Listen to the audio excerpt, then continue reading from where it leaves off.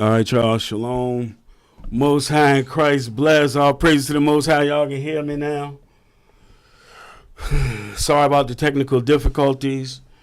But we're going to jump right into it. The topic is Herod/Amalek, from Egypt to the Americas. So what we're doing today, a lot of brothers throughout Israel have all different kinds of scholarship on Amalek and the so-called white man. We got maybe 7 books to talk about Amalek right here. But the main thing we're going to focus on, at least at first, is through the Spirit, how we know who they are. That's our goal. That's our aim tonight, to show you we say they're Amalek according to the Spirit. Mm-hmm. Speaking of which, let's go to Ecclesiastes 1 real quick. And then we're going to come back to Genesis.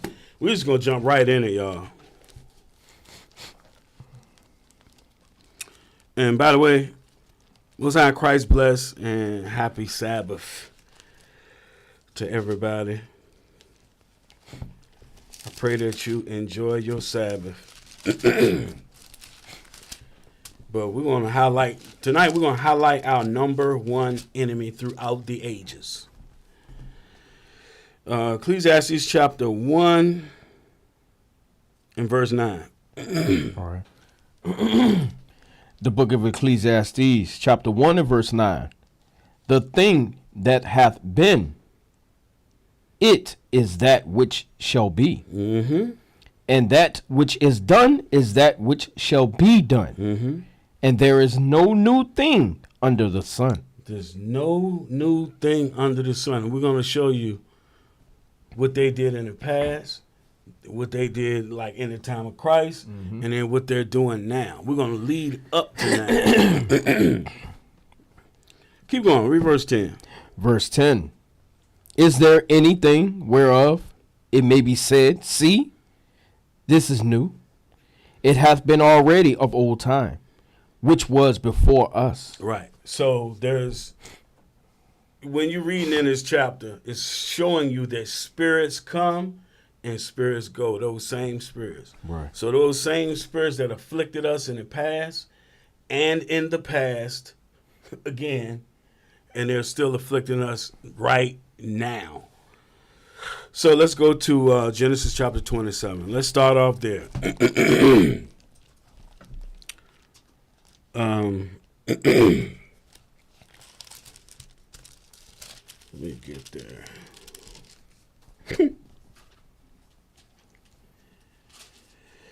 Give me verse.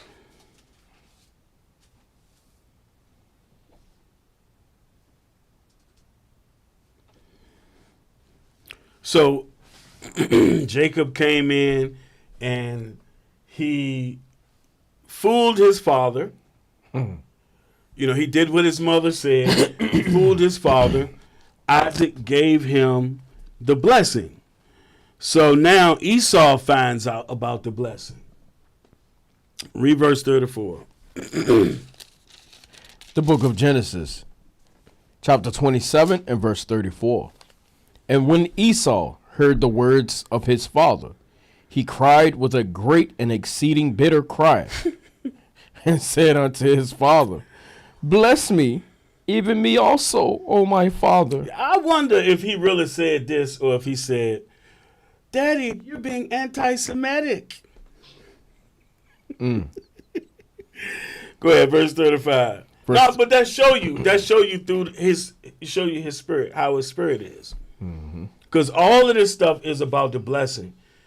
They feel like it belongs to them, even though it was prophesied that it was going to go to Jacob to begin with. Right, because like I was saying to you earlier, we know usually the blessing will go to the elder brother, but not in this case. Right, the Lord shows you it goes to the one he chose. Exactly. Read verse 35, then we're going to jump. Verse 35. And he said, thy brother came with subtlety, and hath taken away thy blessing. Right, now drop down to 38. Verse 38. And Esau said unto his father, Hast thou but one blessing, my father? Bless me, even me also, O my father. And Esau lifted up his voice and wept. Right. So when you look at this, he wants the blessing so bad. Now, let's bring this up to the day. This is why you have Christianity, because Christianity is their way of getting the blessing. See, it's for everybody. Mm-hmm. No, that's not so. Even Ishmael, that's why you have Islam. Mm-hmm. That's Ishmael's way. He was the firstborn. That's his way of trying to get the covenant or get the blessings, but it don't go to either one of them. Now, jump down to 40. The book of Genesis, chapter 27 and verse 40.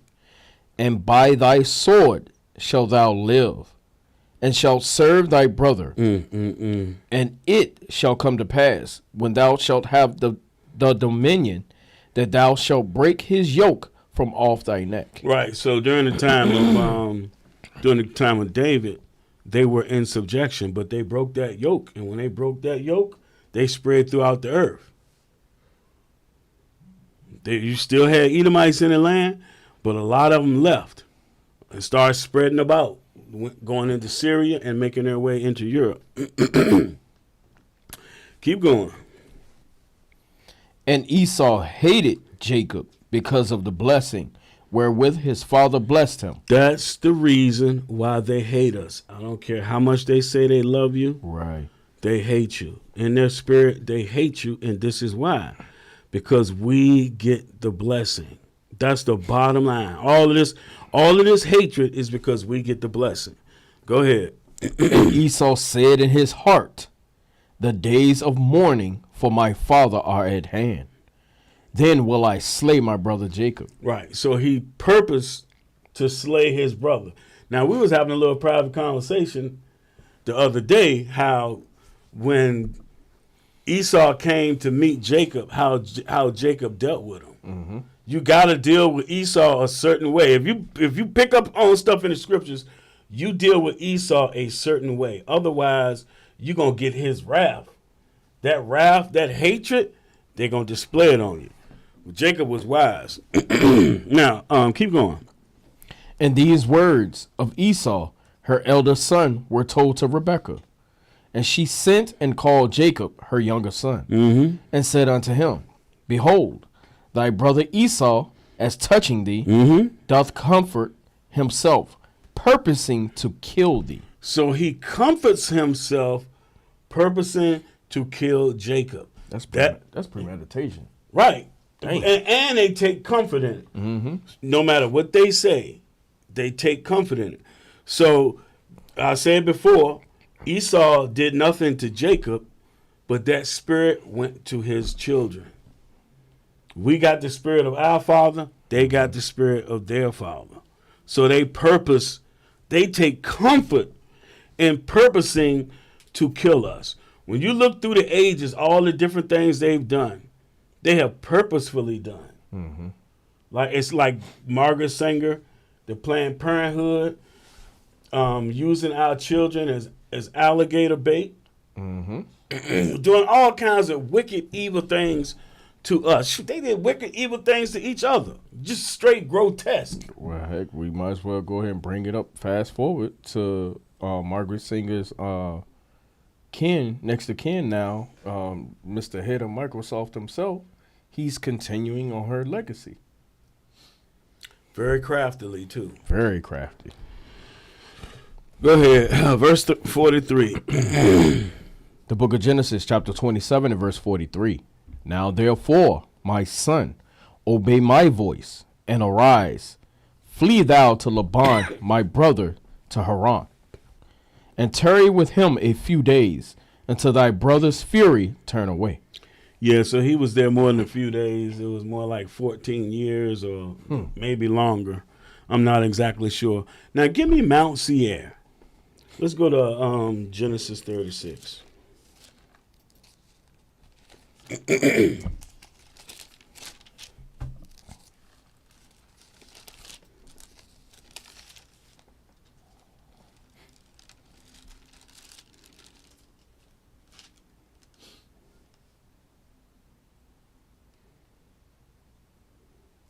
before we go to 36, go to chapter 32 real quick. Mm-hmm. So what y'all looking at is the home of Esau. This is the land that the Lord gave to them. He sent Esau to Mount Seir. That's what this is. You see how they live. This is why you had movies like, I mean, not movies, but you had cartoons like the Flintstones. Yeah, the movie, what was that? The Geico commercials about caveman, all that kind of stuff. That's their humble beginnings. Yeah, Ooga Booga. Oh, Captain Caveman. Wow. All right, you can come back to us. That's Mount Seir. So give me Genesis 32 and verse 3. Just a real quick point. The book of Genesis, chapter 32 and verse 3. And Jacob sent messengers before him to Esau, his brother, unto the land of Seir, the country of Edom. Right. So when Isaac died, they left. Esau went to the Seir Mountains. Jacob went to Syria, where Laban and his family was. Now, Genesis 36. Go to Genesis 36 and verse 8. Verse 8 and 9. The book of Genesis, chapter 36 and verse 8. Thus dwelt Esau in Mount Seir. Esau is Edom. Right. Esau is Edom. He's the father of the Edomites in Mount Seir. That's their original homeland. Go ahead. And these are the generations of Esau, the father of the Edomites in Mount Seir. In Mount Seir. So that's where they hail from. Now jump down to verse 14. Verse 14. And these were the sons of Ahalabah, the daughter of Anna, the daughter of Zibeon, Esau's wife, and she bare to Esau Jeush and Jalam and Korah. Mm-hmm. Go ahead. These were dukes of the sons of Esau. Right. The dukes. The dukes. The sons of Eliphaz, the firstborn son of Esau. Mm-hmm. Duke Teman. Uh-huh. Duke Omar. Duke Zepho. Duke Kenaz. Duke Kenaz. Go ahead, verse 16. Duke Korah. Duke Gotham. And Duke Amalek. Duke Amalek. That's what we're focusing on today. Go ahead. These are the dukes that came of Eliphaz in the land of Edom. These were the sons of Ada. Sons of Adah. Ada. Yeah, me and Brother Ezra, we got a joke. When we see Edomites, we say, oh, there go them daughters of Adah. All right, so Amalek was one of the dukes of Esau. He's one of the forefathers of the 12 dukes of Esau. It don't say tribes, it say dukes, but we know it's they still they got their tribes, and they can't even get along with each other. That's why you got World War I, World War II. Wow, right. Yeah, they're making war against each other. So now let's go to Exodus chapter 17. So Israel, all the stuff we went through being in bondage in Egypt for 430 years. Finally, the Lord see fit, according to his word, to bring Israel out, to bring Israel out from Egypt. Right. And then we had to go and learn and be taught underneath Moses. And because of our being hard-headed, we're about to be in the wilderness for 40 years. So we're walking everywhere we go as a nation of people. So we're going to Exodus 17, and we're going to go to verse 1 first. And give me Rephidim.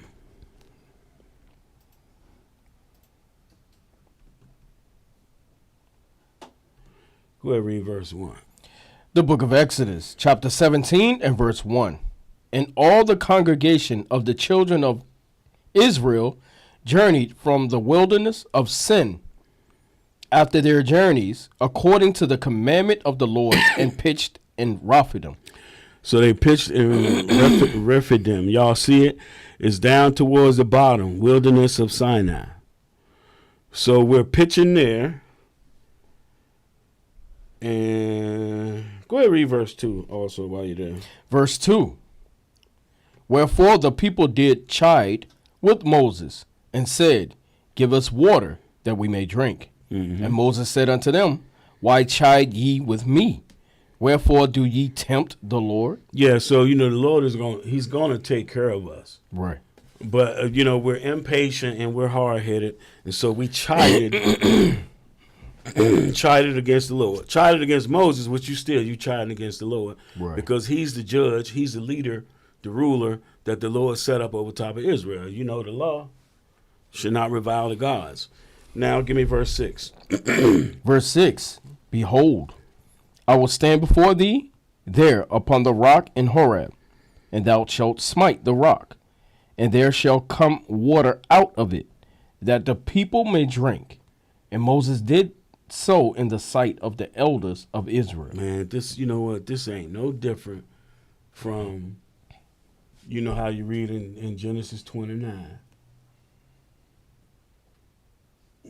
When you roll the stone from the well's mouth, then you water the sheep. It's so many little things. There's little nuanced scriptures in here. Christ is that rock that got smitten when they put him to death. That's why they had to wait until Pentecost to get the Spirit. That's that water. Now, keep going. And he called the name of the place Massa and Meribah, because of the chiding of the children of Israel, and because they tempted the Lord, saying, Is the Lord among us or not? See? Now, go ahead, verse 8. Verse 8. Then came Amalek and fought with Israel in Rephidim. So we're not even good and into the wilderness yet. Hey, we just came out of Egypt. Yeah, just come out of Egypt, crossed over the Red Sea, saw that great salvation, and we're walking through the wilderness, and here comes Amalek. So what should that tell you right there? These people are our number one enemy throughout time. They the very first people to lift up their head against God's people. Go ahead. Verse 9. Verse 9. And Moses said unto Joshua, Choose us out men and go out fight with Amalek. Tomorrow I will stand on the top of the hill with the rod of God in mine hand. So they chose out men to go and fight against Amalek. So I want y'all to pay close attention, because remember, we're looking at this through the Spirit. We're looking at it spiritually. So we're going to fight against Amalek. Go ahead. So Joshua did as Moses had said to him, and fought with Amalek. And Moses, Aaron, and Hur went up to the top of the hill. Go ahead. And it came to pass, when Moses held up his hand, that Israel prevailed. And when he let down his hand, Amalek prevailed. Now, what does that mean spiritually?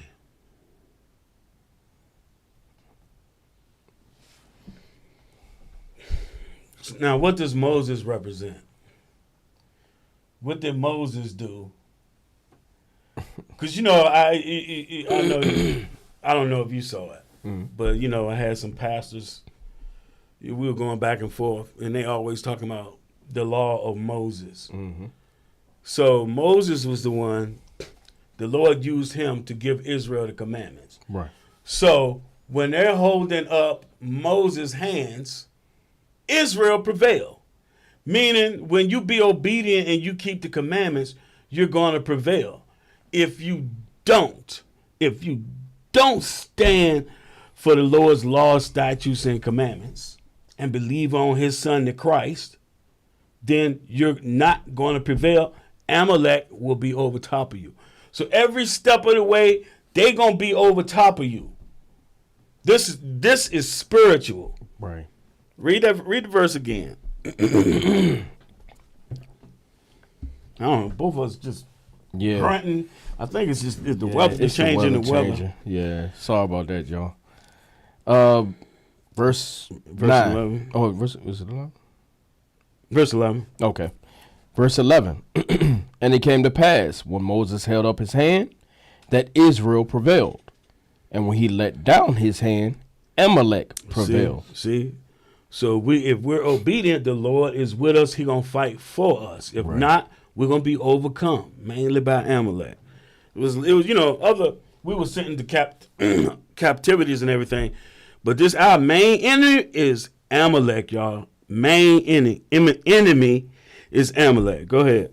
You know what? When it says raise his hands, I never thought about it. When we send up the prayers, we raising our hands. We're being obedient. We're sending up the prayers to the Most High.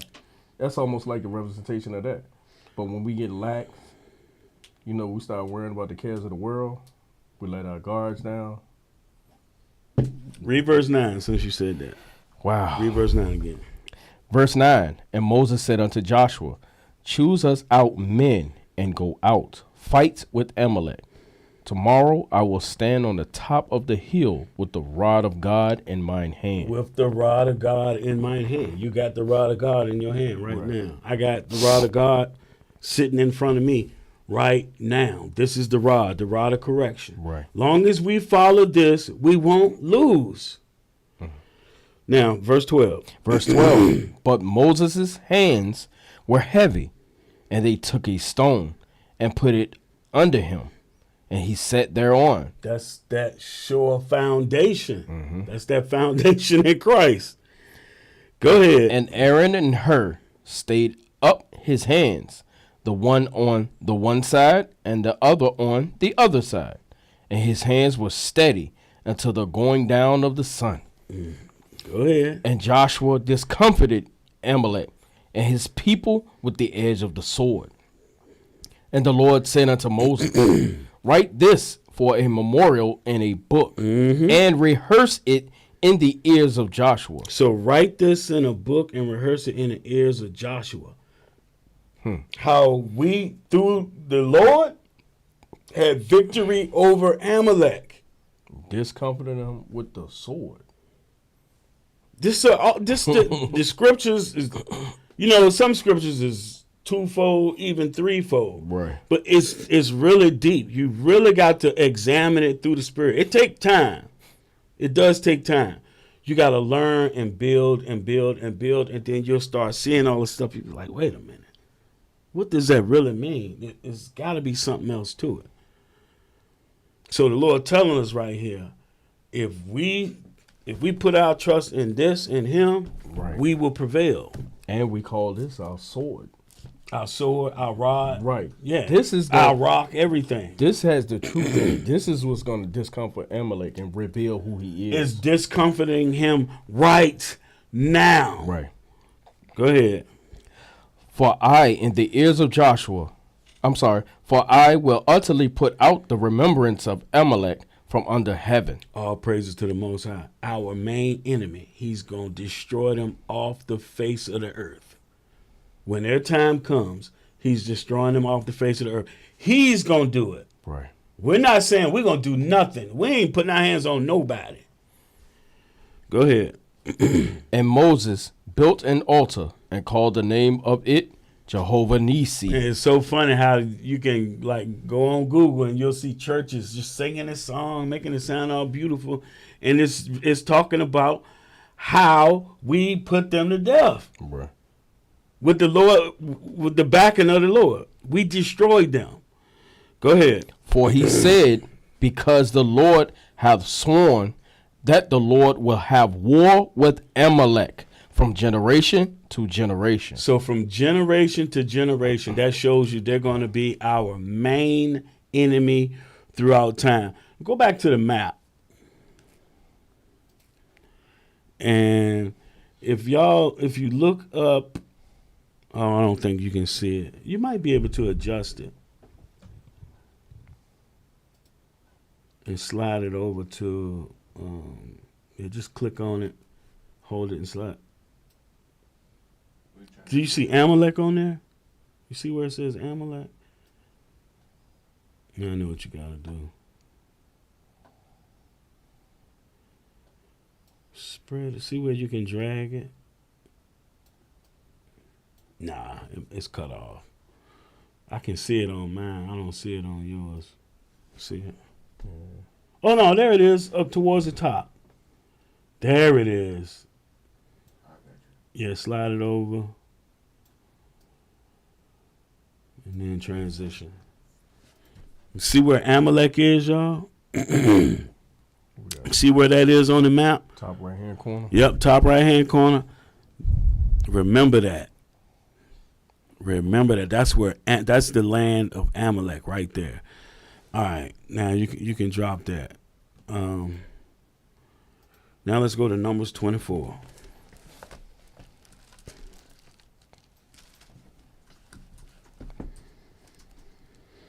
Give me verse 20. The book of Numbers, chapter 24 and verse 20.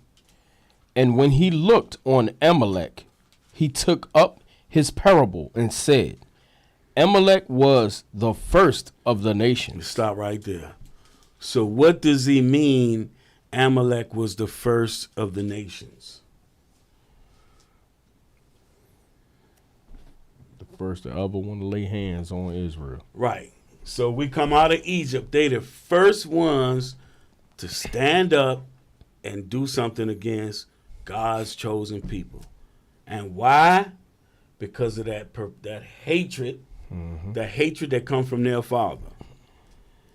All right. Finish that verse. But his latter end shall be that he perish forever. Just like the Lord said. So they're the first ones out of all. Because I used to try to figure out what was being said right here. And then it hit me one day. They're the first ones to fight against Israel. Because remember, the Lord, when you read in Zechariah, the Lord is going to go out and he's going to fight against all the nations that came against Israel. Mm-hmm. They're the very first ones. Now, and for them to have done that, it had to be something passed down through their generation, you know what I'm saying, from generation to generation with them. That's why. Like when you see them on sight, you see what I'm saying? That's why. That's why we went to Genesis 27. But also at the same time, you know how they teach that racism is taught in the home. Mm-hmm. So what exactly. do you know? Exactly. Yeah.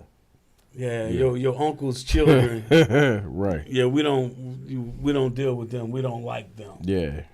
They've had a perpetual hatred against us behind the blessings. Yeah. Deuteronomy 25, verse 17.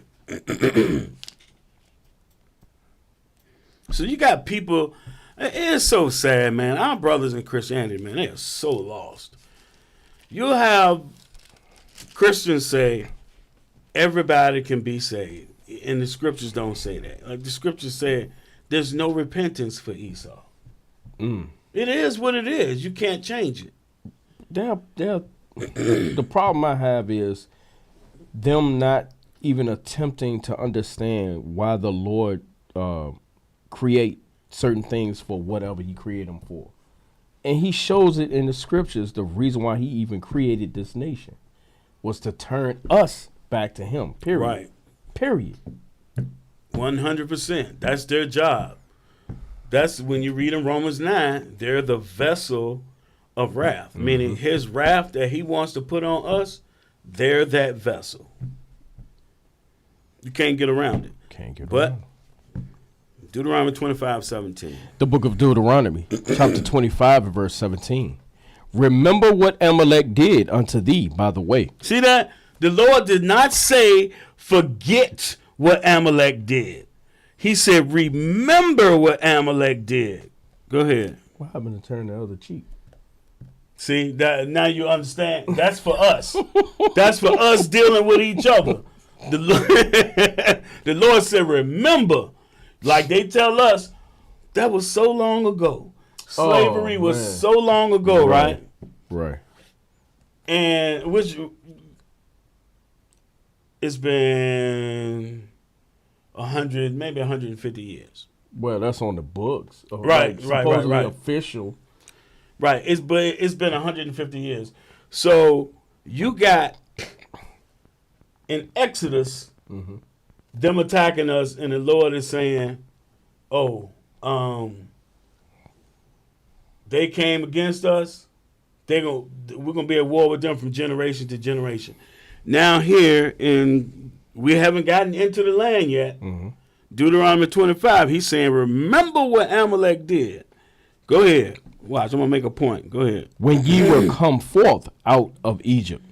Go ahead.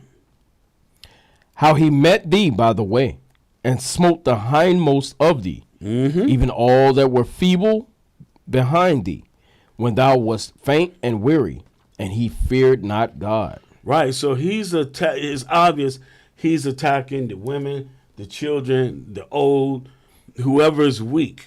He's attacking them, and he didn't fear the Lord. Like something should tell you, look, if I do something to these people, he just destroyed the hell out of the Egyptians, and we're gonna go and do something to these people, Right. and we're gonna get away with it. And he knows the Lord is with him. Right. Right. Go ahead. Verse 19. Therefore it shall be, when the Lord thy God have given thee rest from all thine enemies round about, in the land which the Lord thy God giveth thee for an inheritance to possess it, that thou shalt blot out the remembrance of Amalek from under heaven.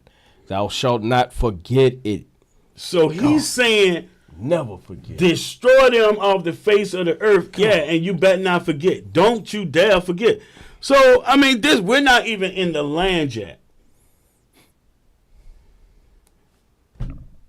He's saying when you get in the land, when you defeat all your enemies round about, y'all gonna divide up everything, divide your inheritance. Y'all gonna get into place, Right, and then you're gonna start waxing fat and everything. Yeah.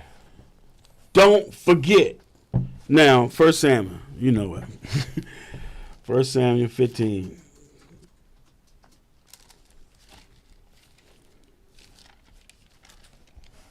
Now, I don't know the timetable on here, but you got Joshua, the time of Joshua. Then you got the Judges. The Judges is supposed to be 450 years. And then now you have Saul is now the king over Israel. So let's say you're looking at 500 years later. Because they tell us, that was so long ago. Right. Meanwhile, they got slogans saying never forget. Like the Jewish people won't even buy a damn Volkswagen because it's made by the Germans. But we supposed to forget everything. But the Lord don't. Verse 1. 1 Samuel 15 and 1. The book of 1 Samuel, chapter 15 and verse 1. Samuel also said unto Saul, the Lord sent me to anoint thee to be king over his people, over Israel. Now therefore hearken thou unto the voice of the words of the Lord. Thus saith the Lord of hosts, I remember that which Amalek did to Israel. No, the Lord forgot. I remember that which Amalek did to Israel, how he laid wait for him in the way when he came up from Egypt.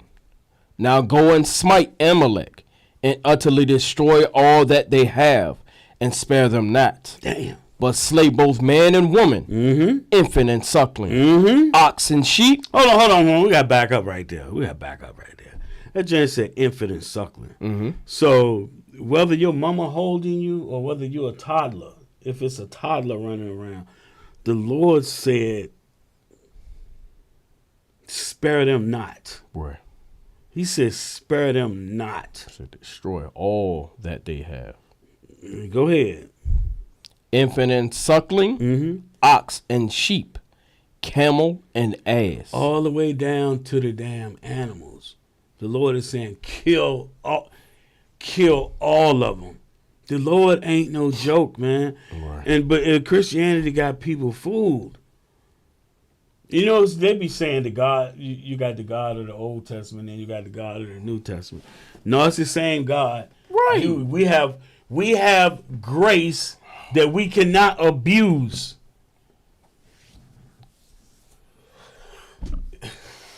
Like, like the movie show when they got the angel on one shoulder and the devil on the other shoulder. Like, look, this your part of the movie right here. I'm gonna be in the remix or the remake, the sequel. What? The God of the Old Testament? God said he don't change. Damn. These the way Christians thinking? I don't want to sidetrack. Yeah. I don't want to sidetrack, but hold on. So the Lord said, now watch this. Watch this. Just real quick. Hebrews 10. I don't know why they think that. Like Isaiah said, the fear of the Lord is taught by the precepts of men. Right. Verse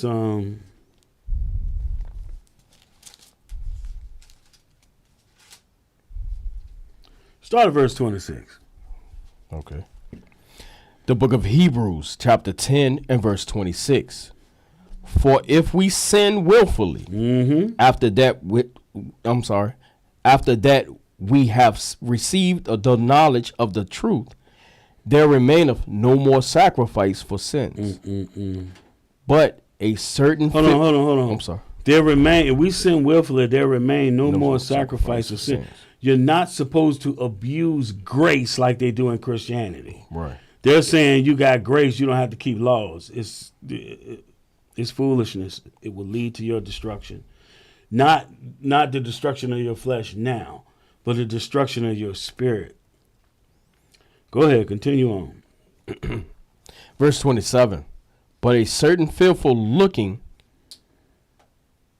for of judgment and fiery indignation, which shall devour the adversaries. But a certain fearful looking for of judgment. You know that you in the midst of sin willfully, and now you're afraid. Fearfully. Yeah, cause yo. That's crazy. Why would you willingly do it knowing what's coming? Because you willfully did it. Now you didn't see. Now you have stepped on the wrong side of things, and now you're like, damn. Now I realize what I did, and now destruction is gonna come to me. So, man, go ahead. Verse 28. Verse 28. He that despised Moses' law died without mercy under 2 or 3 witnesses. So this is something the Christians don't get. So underneath Moses, you got caught in adultery, then you got stoned to death. You got put to death with no mercy. But now you have grace. They don't get it. When they say you're not under the law, you're under grace, that means you're not getting stoned to death for a sin that you committed worthy of death. It doesn't mean that you don't have to keep commandments. It just means you have to repent, get yourself back together, Right. get yourself back right with the Most High, get back in His peace, not keep doing what you're doing. Right. Go ahead, verse 29. Verse 29, of how much sore punishment, suppose ye, shall he be thought worthy, who have trodden under foot the Son of God, and have counted the blood of the covenant wherewith he was sanctified, an unholy thing. Right. You have counted that in what he did in offering himself. You have counted that an unworthy thing. Go ahead. And hath done despite unto the Spirit of grace. Right. So you have put Christ to an open shame. That's why when we break bread, it say you are guilty of his blood and body. Oh my goodness. Go ahead. Verse 30. Verse 30. For we know him that hath said, vengeance belongeth unto me. Damn. I will recompense, saith the Lord. So and again, when you do that, you're going to get a recompense from the Lord. At least when you guys in the old, so like before Christ, if you got stoned to death or whatever, you still have a chance to come back and get it right underneath Christ. Like right now. Remember, the thing that have been is that which shall be. The Lord continually has been giving us chances. Go ahead. And again, the Lord shall judge his people. Right. So because nobody's getting stoned to death, the Lord is still sending out judgments. Right. Go ahead. Last verse. Verse 31. It is a fearful thing to fall into the hands of the living God. Yes, it is. You don't know what that destruction going to be. But then you got when the Father come back. And if you're not written in the book, in the Lamb's book, you're done. You're done. So let's go back to 1 Samuel 15. Give me verse 5. The book of 1 Samuel, chapter 15 and verse 5. And Saul came to a city of Amalek and laid wait in the valley. So keep in mind, the Lord said we're going to have war with Amalek from generation to generation. He said that eventually you're going to wipe out Amalek from off the face of the earth. And now he's telling Saul to go and destroy Amalek and all that he have. Now jump down to verse 8. The book of 1 Samuel, chapter 15 and verse 8. And he took Agag, the king of the Amalekites, alive, and utterly destroyed all the people with the edge of the sword. But Saul and the people spared Agag. See that? He spared Agag. Go ahead. And the best of the sheep and of the oxen and of the fatlings and the lambs and all that was good, and would not utterly destroy them. But everything that was vile and refused, that they destroyed utterly. Right. So he disobeyed the Lord. He was supposed to destroy them. But instead, the seed of Amalek still remains. They ain't going nowhere. Matter of fact, go to chapter 30.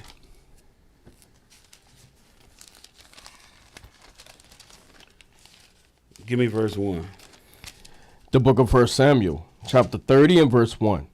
And it came to pass, when David and his men were come to Ziklag on the third day, that the Amalekites had invaded the south, and Ziklag, and smitten Ziklag, and burned it with fire. That's something else they love to do. Fire. That quest for fire. They love burning stuff.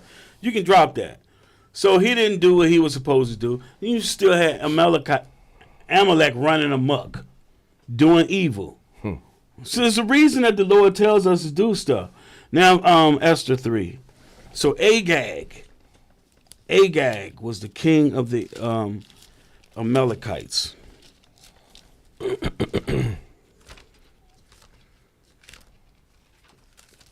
Oh, you said Esther, didn't you? Yeah, Esther 3. 6:42.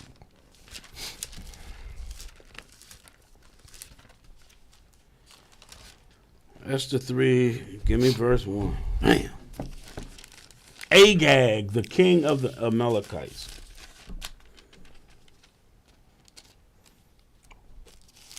You said Esther 3. 644. Yeah, Esther 3 and verse 1. Okay. The book of Esther, chapter 3 and verse 1.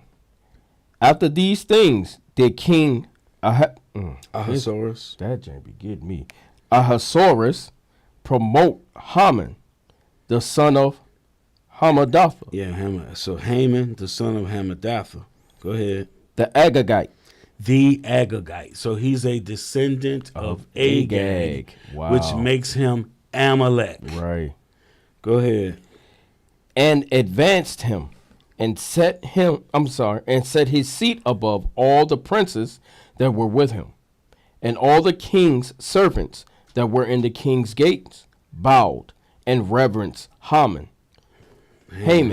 Go ahead. For the king had so commanded concerning him. But Mordecai bowed not, nor did him reverence. Now remember?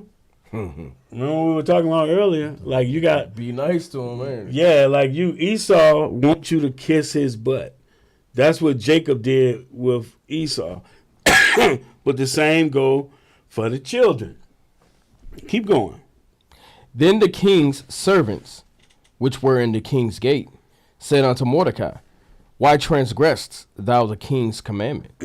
Now it came to pass, when they spake daily unto him, and he hearkened not unto them, that they told Haman to see whether Mordecai's matters would stand. For he had told them that he was a Jew. He was a Jew. Okay, Right. so Amalek, so Haman, the son of Hamadatha, the Agagite, which makes them Amalekites. Oh, now he know Mordecai is a Jew. Go ahead. Verse 5. And when Haman saw that Mordecai bowed not, nor did him reverence, then was Haman full of wrath. Now there's a little more to it.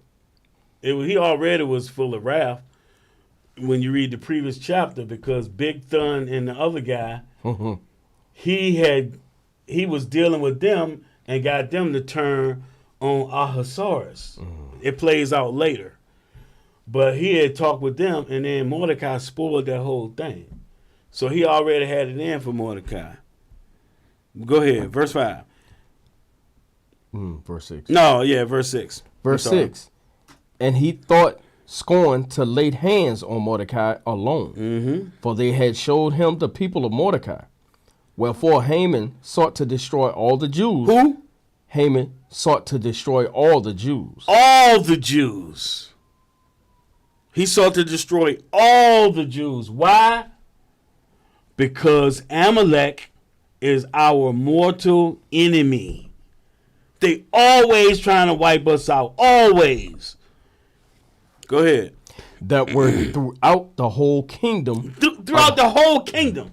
He's trying to destroy all of us throughout the whole kingdom. He was even trying to take the kingdom over. Yeah. And translate it to the Macedonians, his brethren.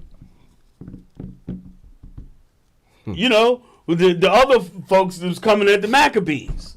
Try to get it from the inside out. Yeah, trying to get us on both ends. Go ahead.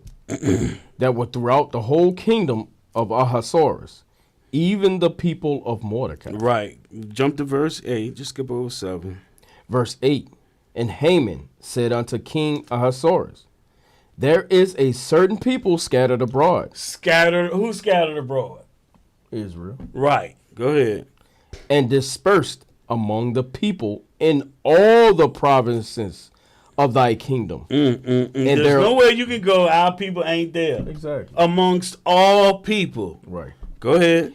And their laws are diverse from all people. Neither keep they the king's laws. Therefore, it is not for the king's profit to suffer them. If it please the king, let it be written that they may be destroyed. Go. See, trying to destroy us off the face of the earth. But the God of Israel said he going to destroy them off the face of the earth. That's why y'all gird yourselves up. Because it's going to get tough. Things is going to consistently get tough. But regardless of what happens, if we stand stiffly for the Lord, if we hold up Moses and Christ, we're going to get the kingdom. We're going to get the victory. Go ahead. And I will pay 10,000 talents of silver to the hands of those that have the charge of the business, to bring it into the king's treasuries. Right. So he'll pay to have us put to death. Ain't that? Oh, put a what they call it? Bond. What is it called? What? We got a purse over our head. He greenlit us. A bounty. Yeah, bounty. Yeah, green like the whole nation. Dang. Verse 10.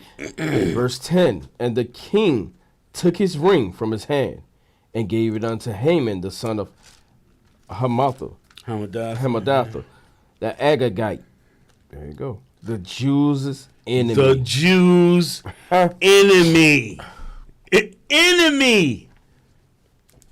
See? Through the Spirit. All throughout time. They the main enemy. They ain't just trying to kill one or two. They trying to wipe us the whole out. Nation out. Right. Let's go to the Apocrypha. You know, that's crazy because we the only threat to the throne. Because it really belongs to Israel. Remember, he want to wipe us out so he can keep the throne. Remember 2nd Ezra 6? With Jacob is the beginning of that which follows. Right. Him holding Esau's heel. Right. Just gotta be a little patient. Right. All right. Let's go to Esther and the Apocrypha. Esther, chapter 16. The rest He's trying to wipe us out, man.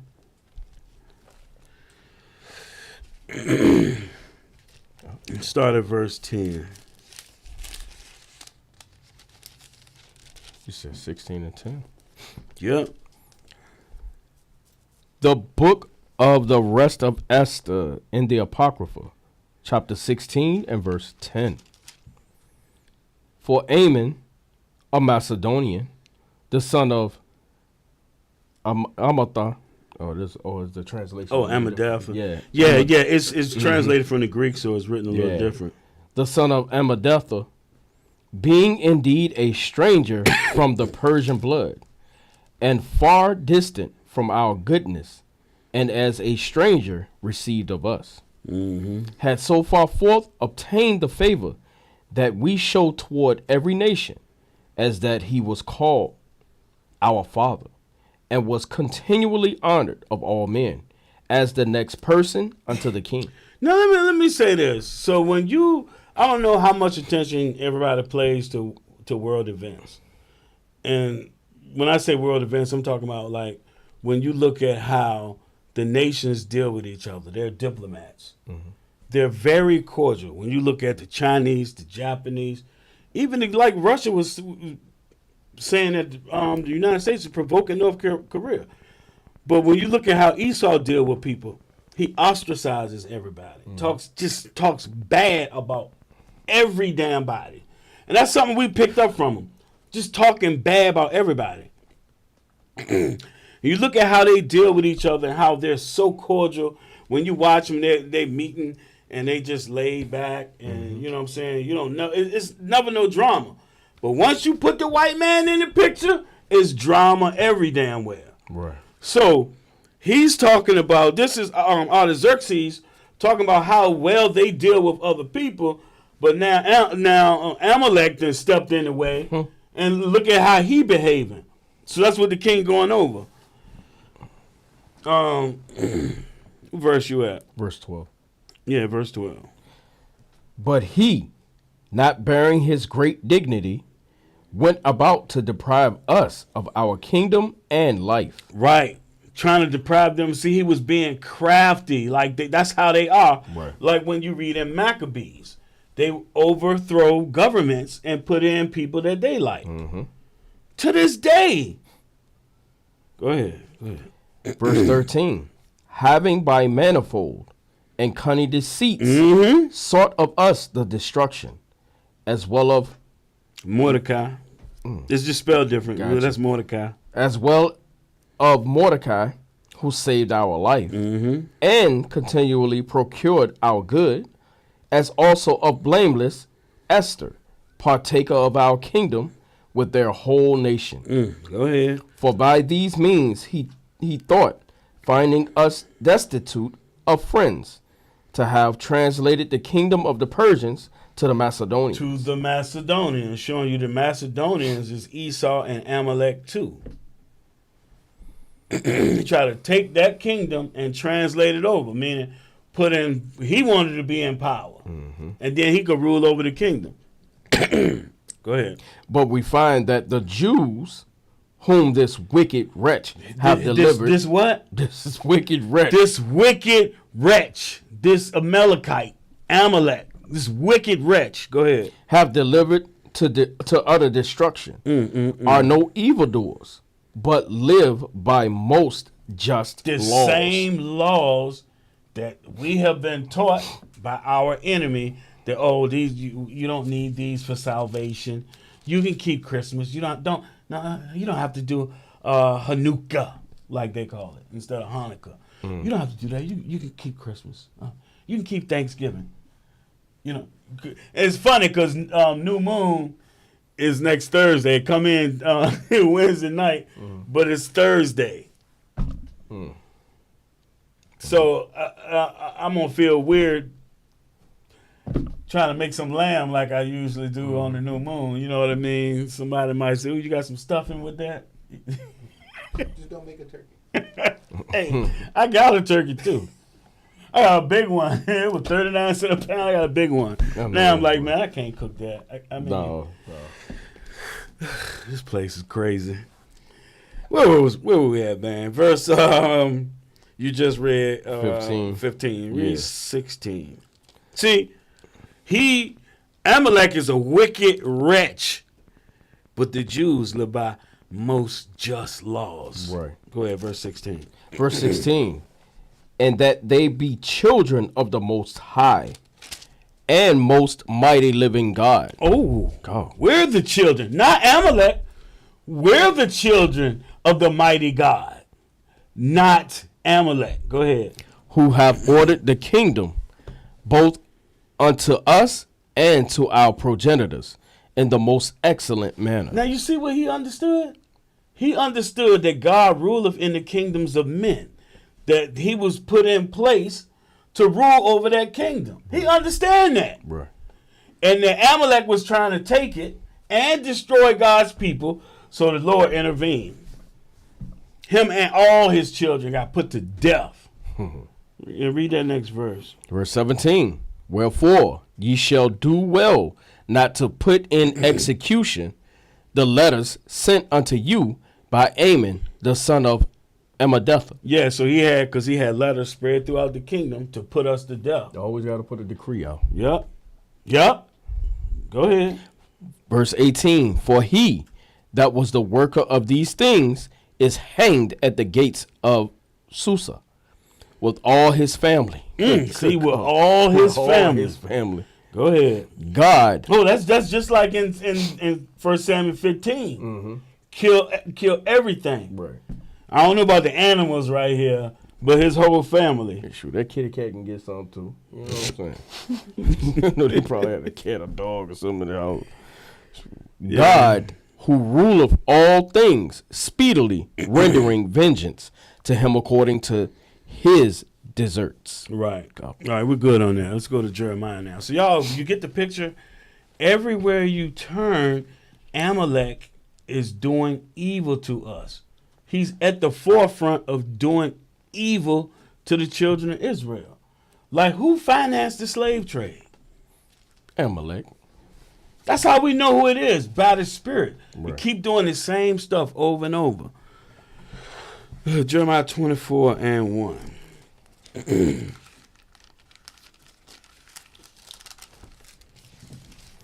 The book of Jeremiah, chapter 24 and verse 1. The Lord showed me, and behold, 2 baskets of figs were set before the temple of the Lord. After that, Nebuchadnezzar, king of Babylon, had carried away captive Jeconiah, the son of Jehoiakim, king of Judah, and the prince of Judah, with the carpenters and smiths from Jerusalem, and had brought them to Babylon. So we got carried away into Babylon. This is, like 540 BC, something like that. It's in the 500s. We get carried out of Israel into Babylon. It wasn't everybody, because you still had the poor that was still there, like Habakkuk. Right. Because he was taken from Jerusalem, and he had food for Daniel while he was in the lion's den. Right. So drop this. Let's go to Obadiah.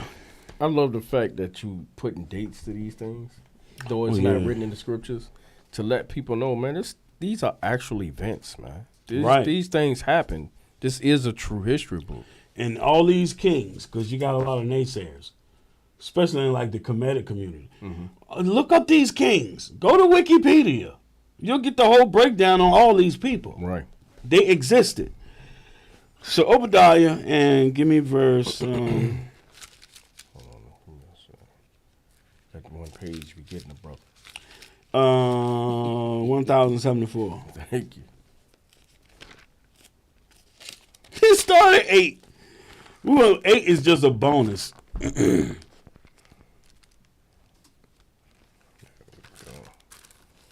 I wish I had a picture of President Biden just for this verse right here. This proves that God is real. Think about Biden when you read this. Go ahead. The book of Obadiah, verse 8. Shall I not in that day, saith the Lord, even destroy the wise men out of Edom, and understanding out of the mount of Esau? Because he ain't wise and full of understanding. Man, you man sleep half the time. Yeah, they have to keep pulling him by his jacket tail and his arm to take him in the right direction. He'll just walk off. Yeah, he kind of like Burns on Oh, what's that? Was The that The Simpsons. Simpsons? Yeah, Yeah. Burns. he looked like him right now. All right, keep going. So we went to Jeremiah to show the Babylonians carried us off into captivity. It took us to Babylon. Go ahead. Verse 9. And thy mighty men, O Teman, shall be dismayed, to the end that every one of the mount of Esau may be cut off by slaughter. Go ahead. For thy violence against thy brother Jacob, See that? shame shall cover thee, and thou shalt be cut off forever. So remember, you go all the way back. Esau comforted himself, purposing to kill Jacob. It's the same theme throughout the scriptures. Well, keep going. Verse 11. In the day that thou stoodest on the other side, in the day that the strangers carried away captive his forces, and foreigners entered into his gates, and cast lots upon Jerusalem, even thou wast as one of them. Go ahead. But thou shouldest not have looked on the day of thy brother in the day that he became a stranger. Right, when we got carried out of our land, we became strangers. Go ahead. Neither shouldest thou have rejoiced over the children of Judah in the day of their destruction. So they rejoiced in the day of the destruction. Now, who would this be? Who would be living close enough to partake in this? Your mortal enemy, he who been there from the jump. Remember now, right next to Judah is Amalek. Go ahead. Neither shouldest thou have spoken proudly in the day of distress. Thou shouldest not have entered into the gate of my people Enter into the gate of my people. So they came in there now. Go ahead. in the day of their calamity. Yea, thou shouldest not have looked on their affliction in the day of their calamity, nor have laid hands on their substance in the day of their calamity. So they lay hands on our substance. Go ahead. Neither shouldest thou have stood in the crossway to cut off those of his that did escape. So they was keeping us from escaping. Neither shouldest thou have delivered up those of his that did remain in the day of distress. So they were making sure. Yeah. You ain't getting away. You ain't going nowhere. You ain't getting away. Dang. See that? The Lord sent a whole nother nation to come and take us captive, and they helping them. Like, yeah, you need some help with that? Dang. The hatred, man. They said it. The hatred. And then for them to be talking about, so you can't say nothing. If you say, I'm a Jew too. Oh, you're anti-Semitic. That don't make no damn sense. Go ahead, bro. Verse 15. For the day of the Lord is near upon all the heathen. As thou hast done, it shall be done unto thee. Thy reward shall return upon thine own head. So you can drop this. We're gonna leave Obadiah right here at like that. Just drop that right there. Let's go to Psalms 137. So you know how I like to teach. I like to paint a picture. And so you're seeing the evil that they're doing. We're highlighting the evil and spiritually showing you who Amalek is. They're always at the forefront. Always at the forefront. 7 and 8. We're not gonna read now. The book of Psalms, chapter 137 and verse 7. Remember, O Lord, the children of Edom in the day of Jerusalem, who said, race it, even to the foundation thereof. Right. So it said the children of Edom is not specifying Amalek, but you know Amalek is the lead. They the leaders. That's why when you look at the businesses, the CEOs, the major, they own it. They in there. They the head tribe of these people. Go ahead. O daughter of Babylon, who art to be destroyed, happy shall he be that rewardeth thee as thou hast served So us. one day we're going to get a vengeance through the Lord. We ain't picking up guns trying to do nothing, because you know they would love to say that whack anti-defamation league. I've been following that guy the last few days. It just seemed like 4-5 times a day. Oh, so-and-so's being anti-Semitic. Oh, this is anti-Semitic. Come on, man. Meanwhile, you ain't got a stitch of hair on your head or on your face, and you supposed to be the people of God. Come on. What one of our brothers said they wear that anti-Semitic stamp like people wear condoms in the world. I'm telling you, the more you find out about history, Right. these people are just straight up liars. Like they had to wear a yellow band around their arm, like you see it in the military. So let's say if you go to Ukraine, somewhere where Ukraine and Russia are near each other, you're gonna see them with armbands on with different colors to signify not only what nation they're with, but what part of the military they're with. So during World War II, they had to wear a yellow band. The Jewish people had to wear a yellow band. They act like they've been doing that their whole damn life. Man, they get on my nerves, bro. They just tell so many lies. All right, you can drop Psalms 137. Now, the same theme though. They was at Jerusalem saying race it, meaning destroy Jerusalem. Now go let's go to 1 Esdras 4. Same theme throughout time. Same theme.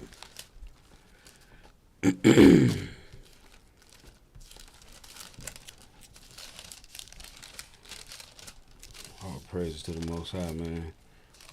You have to understand who your enemy is. You have to.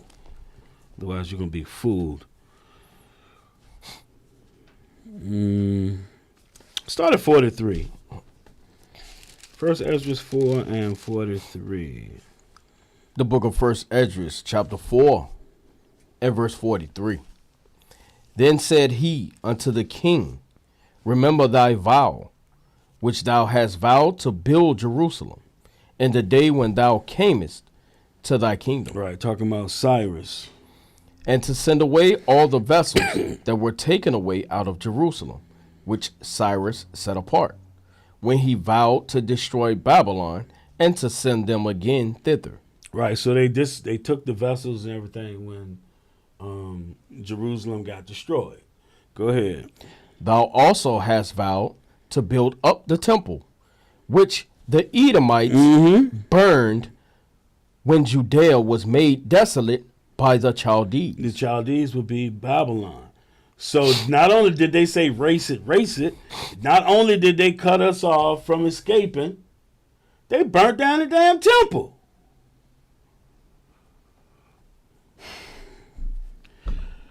But that's not all. So they burnt down the temple, and then we were carried away into captivity.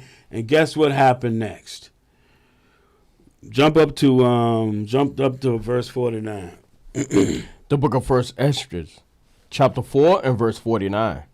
Moreover, he wrote for all the Jews that went out of his realm up into Jewry, concerning their freedom, that no officer, no ruler, no lieutenant, nor treasurer should forcibly enter into their doors. Right, come on. And that all the country which they hold should be free without tribute. Right, our land should be free without tribute. Go ahead. And that the Edomites should give over the villages of the Jews, which then they held. So okay. Wow. So they're next to Judea. And so when we get carried off, they moved in. Come on, man. How many times stuff got to happen for you to realize what's really going on? God. So these, just like you have, God has a chosen people, Israel. And of those chosen people, he sent his son to come through his favorite tribe, Judah. So Satan has a people, and they're called Edomites. And his favorite tribe is Amalek. What are they doing today? What they not doing today? Do y'all remember about a year ago, there was a fat Jewish dude arguing with a Palestinian lady. And she said, please don't steal my house. And he said, if I don't do it, somebody else will. The same damn thing. They taking the land piece by piece. The same people doing the same. So y'all get it? They throughout history they keep doing the same exact thing. And that the Edomites should give over the villages of the Jews which they had. Okay. Let's go to Ezekiel. We're almost done with the scriptures. Well, I mean, oh no. Y'all got to hang tough tonight. We're going to have to take a break soon, but we got a lot of stuff for you. We haven't even gotten, we're about to get to Herod. We're about to get to the New Testament. Ezekiel 35. The same thing keep happening throughout history. Throughout history. These people keep doing the same thing. You can't hide who you are. Start at 2. The book of Ezekiel, chapter 35, and verse 2. Son of man, set thy face against Mount Seir, and prophesy against it, and say unto it, thus saith the Lord God, Behold, O Mount Seir, I am against thee, and I will stretch out mine hand against thee, and I will make thee most desolate. You got, man, look, Christian run up on you. You got to go to these scriptures like this. The Lord's saying he going to destroy these people. He keeps saying he going to destroy these people, yet they tell you God love everybody, and everybody can get repentance. The scholars know us. They know that's a lie. Go ahead. Verse 4, I will lay thy cities waste, and thou shalt be desolate, and thou shalt know that I am the Lord. Right, and he did lay their cities waste. That's why they all over the earth, wreaking havoc. Go ahead. Verse 5, because thou hast had a perpetual hatred, and hast shed the blood of the children of Israel by the force of the sword. See? In the time of their calamity. See? Damn. Go ahead. In the time that their iniquity had an end. Come on. Therefore, as I live, and we know the Lord does not die, saith the Lord God, I will prepare thee unto blood, and blood shall pursue thee. They're vagabond in the earth. That time ain't come yet. Right. Remember their forefather, Cain. Mm-hmm. He's a fugitive and a vagabond in the earth. That's their daddy. That's Esau. Go ahead. Sith thou hast not hated blood, even blood shall pursue thee. Come on. Thus will I make Mount Seir most desolate, and cut off from it him that passeth out, and him that returneth. Give me verse 10. Verse 10, because thou hast said, these two nations and these two countries shall be mine. That's Samaria and Judah. The Yep. northern kingdom and the southern kingdom. Go ahead. And we will possess it, whereas the Lord was there. And they possess it now. But the Lord ain't there with them. They're there today, but the Lord ain't with them. Jump down to 15. Damn. No, pick back up at 14. Verse 14, thus saith the Lord God, when the whole earth rejoiceth. No. 13. Okay. This is just getting better and better. Verse 13, thus with your mouth ye have boasted against me, and have multiplied your words against me. I have heard them. Thus saith the Lord God, when the whole earth rejoiceth, I will make thee desolate. That means when they done, when they get destroyed, the whole earth gonna rejoice. Go ahead. As thou didst rejoice at the inheritance of the house of Israel, We just read that. Go ahead. because it was desolate, so will I do unto thee. Thou shalt be desolate, O Mount Seir, and all Idumea, even all of it, and they shall know that I am the Lord. All right. My goodness. Chapter 36 and verse 5. The book of Ezekiel, chapter 36 and verse 5. Therefore, thus saith the Lord God, surely in the fire of my jealousy have I spoken against the residue of the heathen, and against all Idumea. All Idumea. Idumea. The Greek word for Edom. Go ahead. Which have appointed my land into their possession. Which have appointed my land into their possession. Go ahead. With the joy of all their heart, with despiteful minds, to cast it out for a prey. Right. Now, I'll save that. Remember, he said they appointed that land into their possession. That happened, Isaiah 34. I'm going to bring it up in a minute.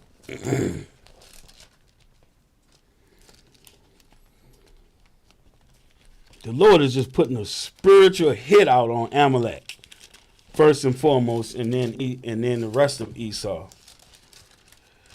My goodness, 34 and 5. The book of Isaiah, chapter 34 and verse 5. For my sword shall be bathed in heaven. So it's going to be bathed in rulership. Go ahead. Behold, it shall come down upon Idumea. Idumea. Go ahead. And upon the people of my curse to judgment. Now, who's cursed? Who's cursed by God? Who did God say he going to destroy off the face of the damn earth? Amalek. Go ahead. The sword of the Lord is filled with blood. It is made fat with fatness, and with the blood of lambs and goats, with the fat of the kidneys of rams.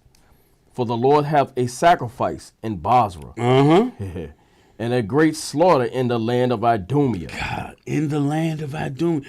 You keep hearing about Idumea, man. The Lord don't like them people, boy. He hate them people. Go ahead. Verse 7, and the unicorns shall come down with them, and the bullocks with the bulls, and their land shall be soaked with blood. Goodness. And their dust made fat with fatness. In other words, see, you have some people, you have scholars, you have Christians say, oh, that just means that he prefers Jacob over Esau. What? Epic fail. What verse was that? Verse 7. 7? Give me 8. That'll be the last one. Verse 8. For it is the day of the Lord's vengeance, and the year of recompenses, for the controversy of Zion. What's the controversy? Who the hell is in God's land? If he had his people taken captive, who's in his land now? Right. Same daggone people. The same daggone people. Now we getting into the New Testament. Now, so we've been dealing with Amalek. Now we're going to Herod.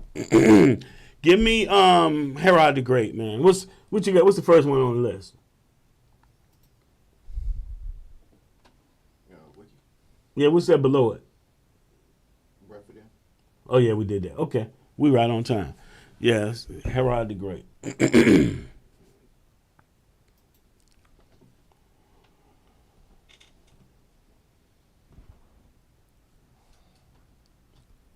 No, why it's not clear. All right, you gonna read that?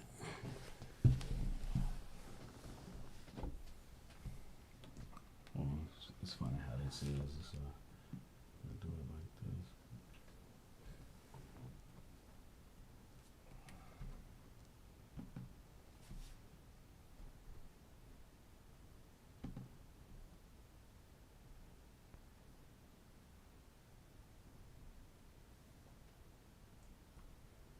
Yeah, go ahead and read that.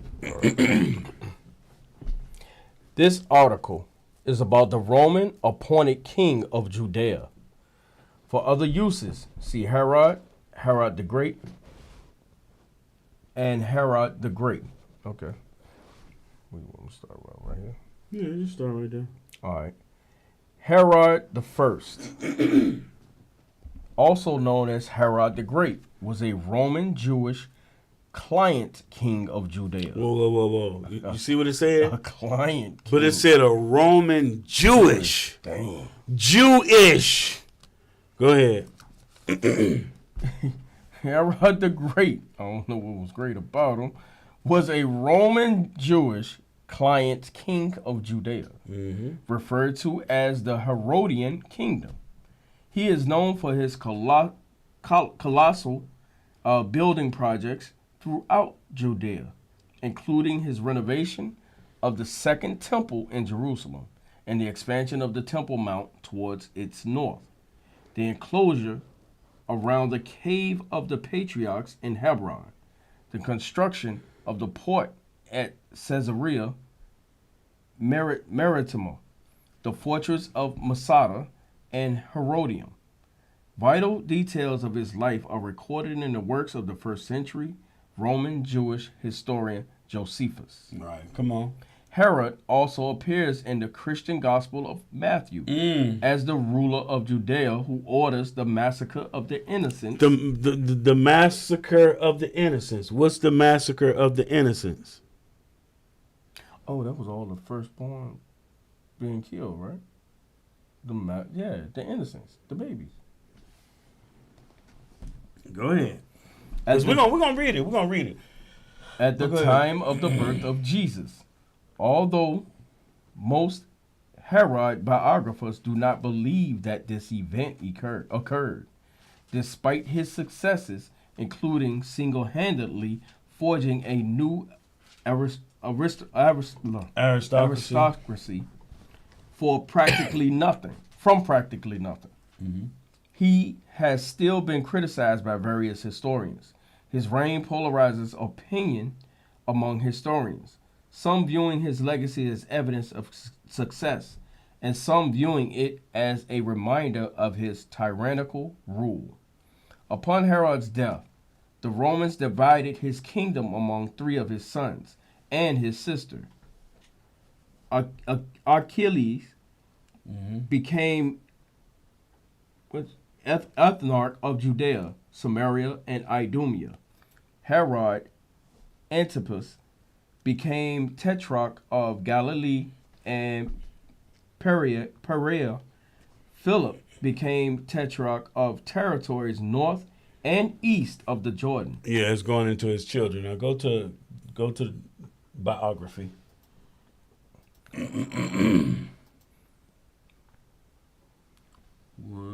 Uno momento, y'all.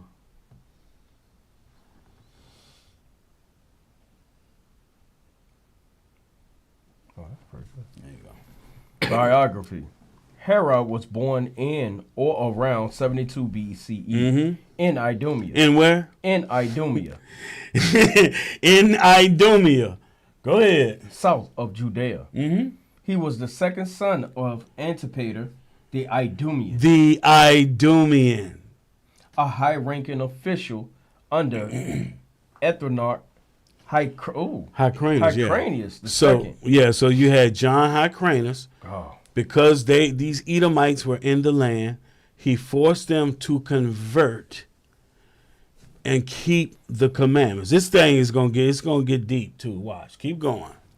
and Cyprus, a Nabatean Nabatian. Yeah. Arab princess from the city of Petra in present-day Jordan. Herod's father was by descent an Edomite. See, he's an Edomite from the land of Idumea. His ancestors had converted to Judaism. There you go, converted. So what are they?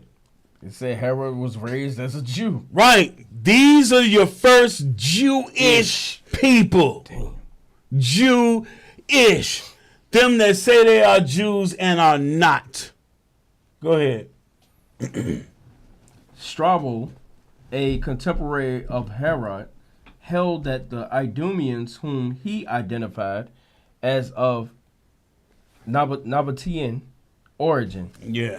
That Constant- land. With constant- that, when it's saying Nabatea, it's talking about Petra. You know where you got the yeah.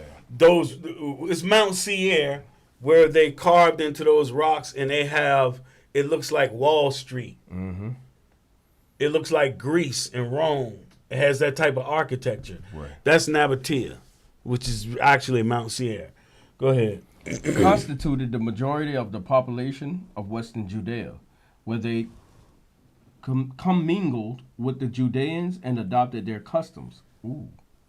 This is a view shared also by some modern scholarly works which consider Idumeans as of Arab or Nabateans origin. Thus Herod's ethnic background was Arab on both sides of his family. No, he was Idumean. Right. He was an Edomite on his father's side. Right. Now jump down to that. See there where you got the S. It says in 41 BC. Yeah. In 41 BCE, the Roman leader Mark Antony named Herod and his brother Phasael as tetrarchs. They were placed in this role to support Hyrcanus II. Right. So they were supposed to be supporting John Hyrcanus. Go ahead. In 40 BCE, Antigonus, Yeah. boy, they got some names for you, boy. Hyrcanus' nephew took the Judean throne from his uncle with the help of the Parthians. Herod fled to Rome to plead with the Romans to restore Hyrcanus II to power. See, he fled to Rome to ask them to give the power back to Hyrcanus. Go ahead. The Romans had a special interest in Judea because their general Pompey the Great had conquered Jerusalem in 63 BCE, thus placing the region in the Roman sphere of influence. In Rome, Herod was unexpectedly appointed king of the Jews by the Roman Senate.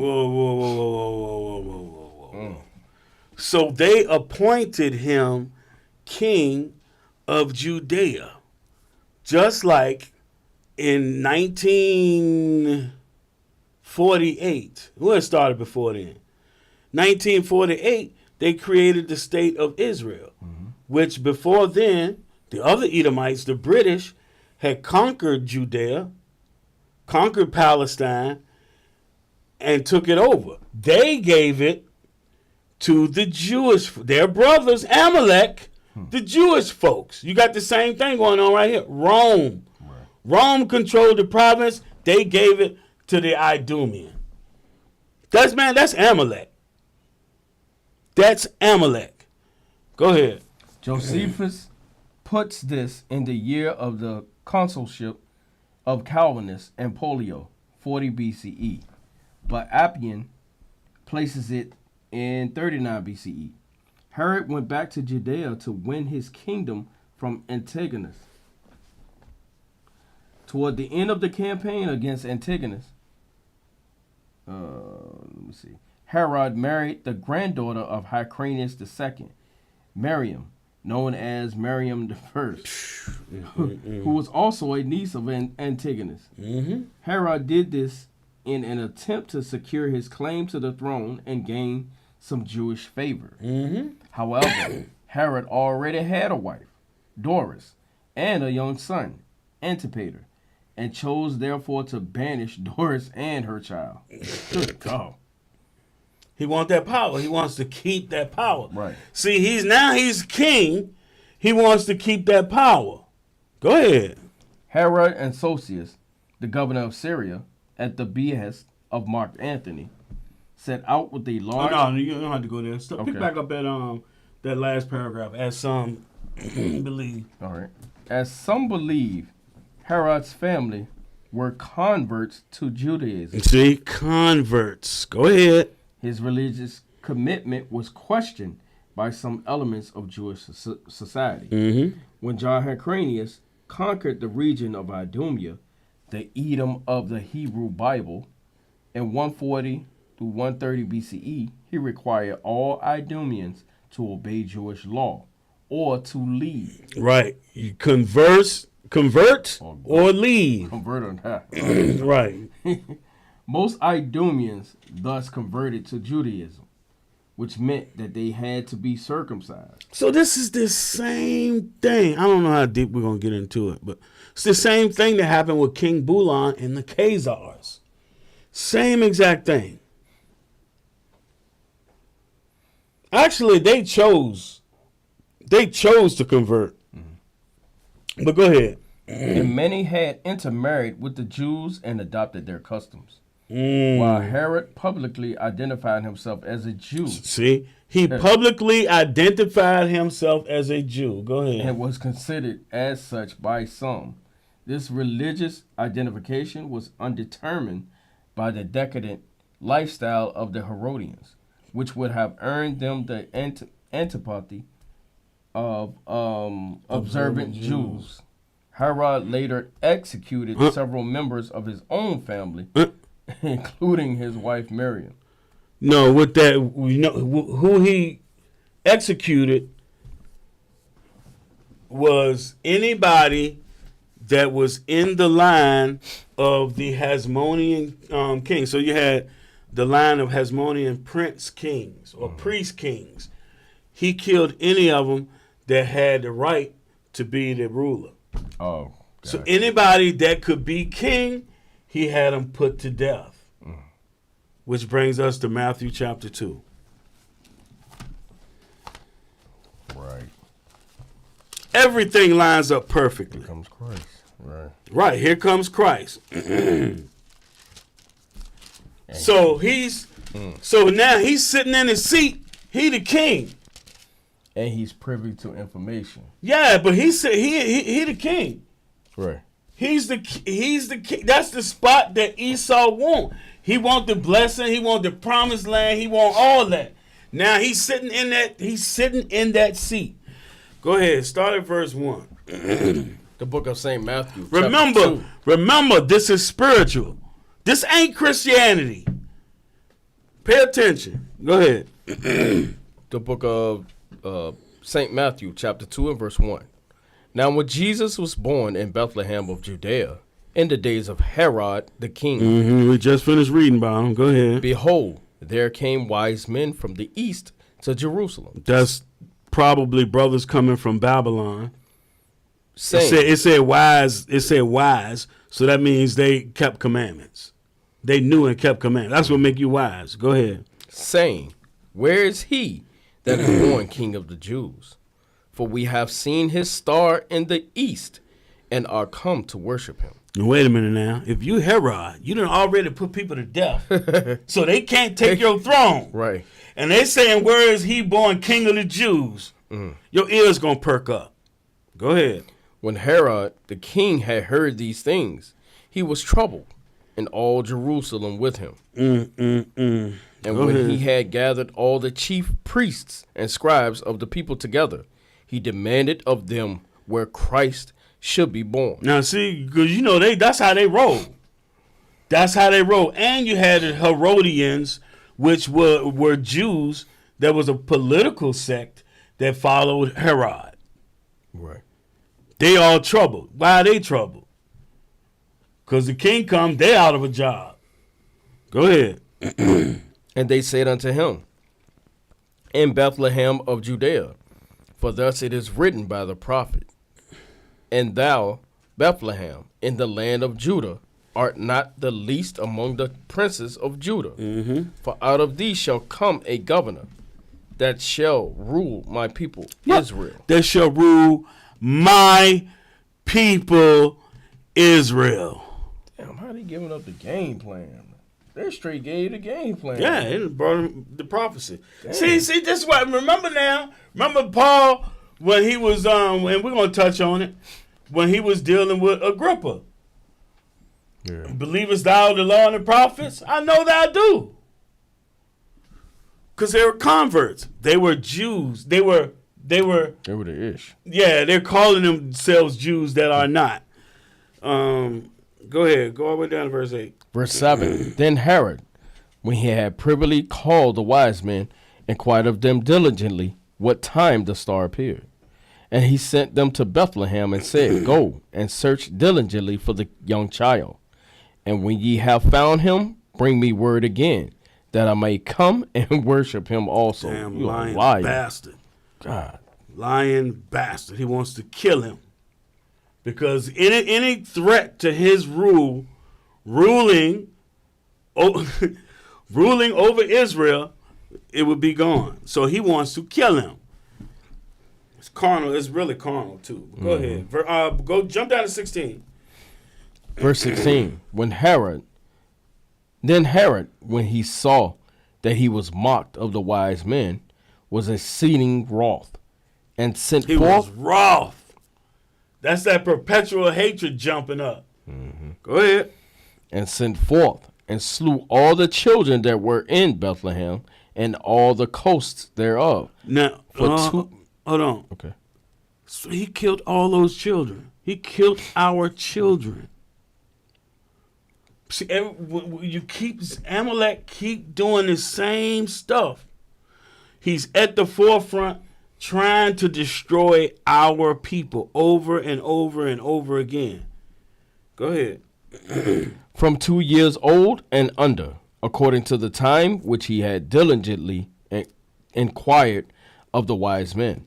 Mm-hmm. Go ahead. Then was fulfilled that which was spoken by Jeremy the prophet, saying, In Ramah was there a voice heard, lamentation, and weeping, and great mourning, Rachel weeping for her children, and would not be comforted, because they are not. Yeah, fulfilling prophecy. Now,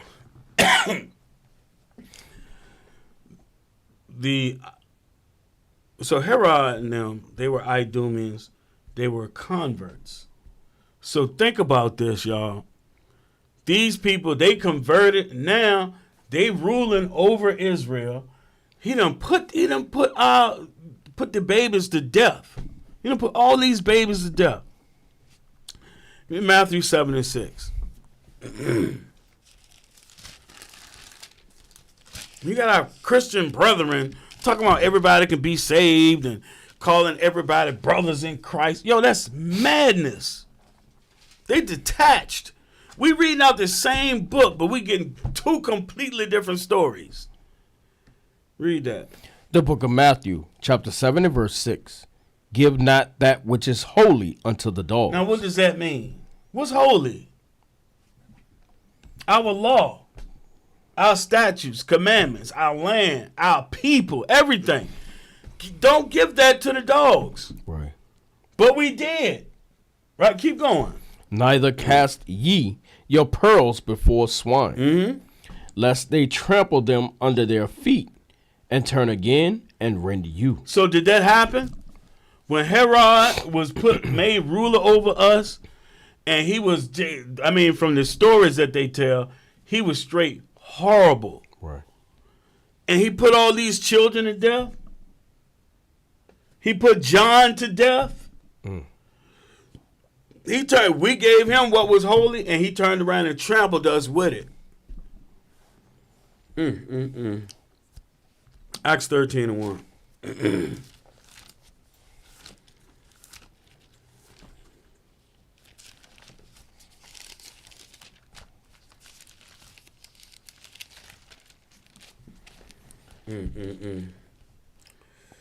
The book of Acts, chapter 13 and verse 1. Now there were in the church that was in Antioch certain prophets and teachers, as Barnabas and Simeon, that was called Niger, and Lucius of Cyrene, and Manaen, which had been brought up with Herod the Tetrarch and Saul. So that means that they went to the same school together to learn the law. If you're a convert, you have to learn the law and keep the commandments. So Herod the Tetrarch was brought up with Saul. Now, give me Herod the Tetrarch. I think it should be next. Herod Antipas, yeah.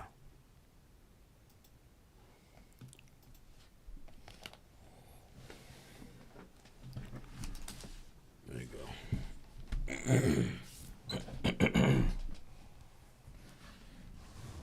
Herod Antipas, let me see, was a first century ruler of Galilee and Perea, who bore the title of Tetrarch, ruler of a quarter, and is referred to as both Herod the Tetrarch and King Herod.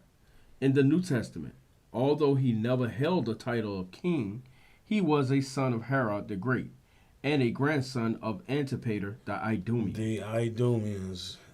He is widely known today for accounts in the New Testament of his role in events that led to the executions of John the Baptist and Jesus of Nazareth.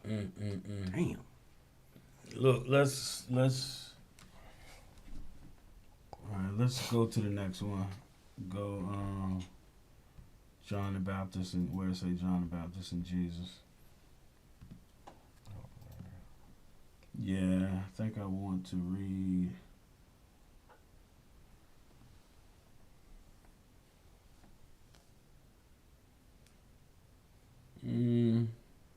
Just go straight down to John's ministry and execution. Read that. John's ministry. Yeah, read that and the one of Christ. John's ministry and execution. Antipas faced more immediate problems in his own tetrarchy after John the Baptist in 28-29 AD, according to the Gospel of Luke, or 27 AD if the co-regency of Augustus and Tiberius is included in Luke's reckoning of time, for which there is some evidence. Began a ministry of preaching and baptism by the Jordan River, which marked the western edge of Antipas' territory of Perea. The Gospels state that John attacked the Tetrarch's marriage as contrary to Jewish law. Yeah, you read that. You read that in here. Go ahead. It was incestuous, as Herodias was also Antipas' niece. But Herodias was she Herodias was the niece. She's in here. Go ahead. She in it. She in the Gospels too. But also John criticized the fact that she was his brother's wife, lending credence to the belief that Antipas and Herodias married while Herod II was still alive. While Josephus says that John's public influence made Antipas fearful of rebellion. John was imprisoned in Machaerus and executed. According to Matthew and Mark, Herod was reluctant to order John's death, but was compelled by Herodias' daughter, unnamed in the text, but named by Josephus as Salome, to whom had promised any reward up to half his kingdom. She chose as a result of her dancing for guests at his birthday banquet. All right, Jesus' ministry. Jesus' ministry and trial. Among those baptized by John was Jesus of Nazareth, who began his own ministry in Galilee, causing Antipas, according to Matthew and Mark, to fear that John had been raised from the dead. Luke alone among the Gospels state that a group of Pharisees warned Jesus that Antipas was plotting his death, whereupon Jesus denounced the tetrarch as a fox and declared that he, Jesus, would not fall victim to such a plot because it cannot be that a prophet should perish away from Jerusalem. Luke also credits the tetrarchs with a role in Jesus' trial. According to Luke, Pilate, on learning that Jesus was a Galilean and therefore under Herod's jurisdiction, sent him to Antipas, who was also in Jerusalem at the time. Initially, Antipas was pleased to see Jesus, hoping to see him perform a miracle. Look, they want us to entertain him. Mm-hmm. But when Jesus remained silent in the face of questioning, Antipas mocked him and sent him back to Pilate. Luke says that these events improved relations between Pilate and Herod despite their early enmity. Right, now Matthew chapter 14, verse 1.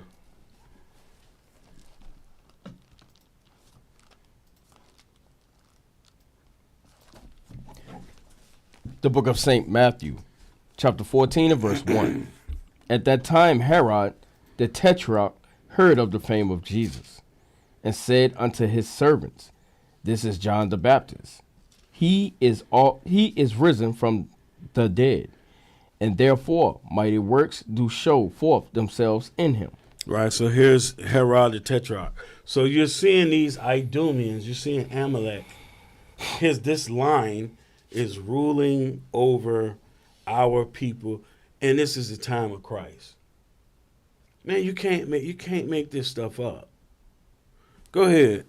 For Herod had laid hold on John and bound him, and put him in prison for Herodias' sake, his brother Philip's wife. For John said unto him, It is not lawful for thee to have her. And when he would have put him to death, he feared the multitude, because they counted him as a prophet. Right. As soon as you read that, the first thing popped up in my mind was Amos, where it said they hate of him that rebuketh in the gate. Like, nah, you got to put him to death. Go ahead. No, so look, we read it. I had planned on going all the way down to verse 11, but we don't have to. There's Herod the Tetrarch, these same people, these Idumeans. Now, give me Herod Agrippa.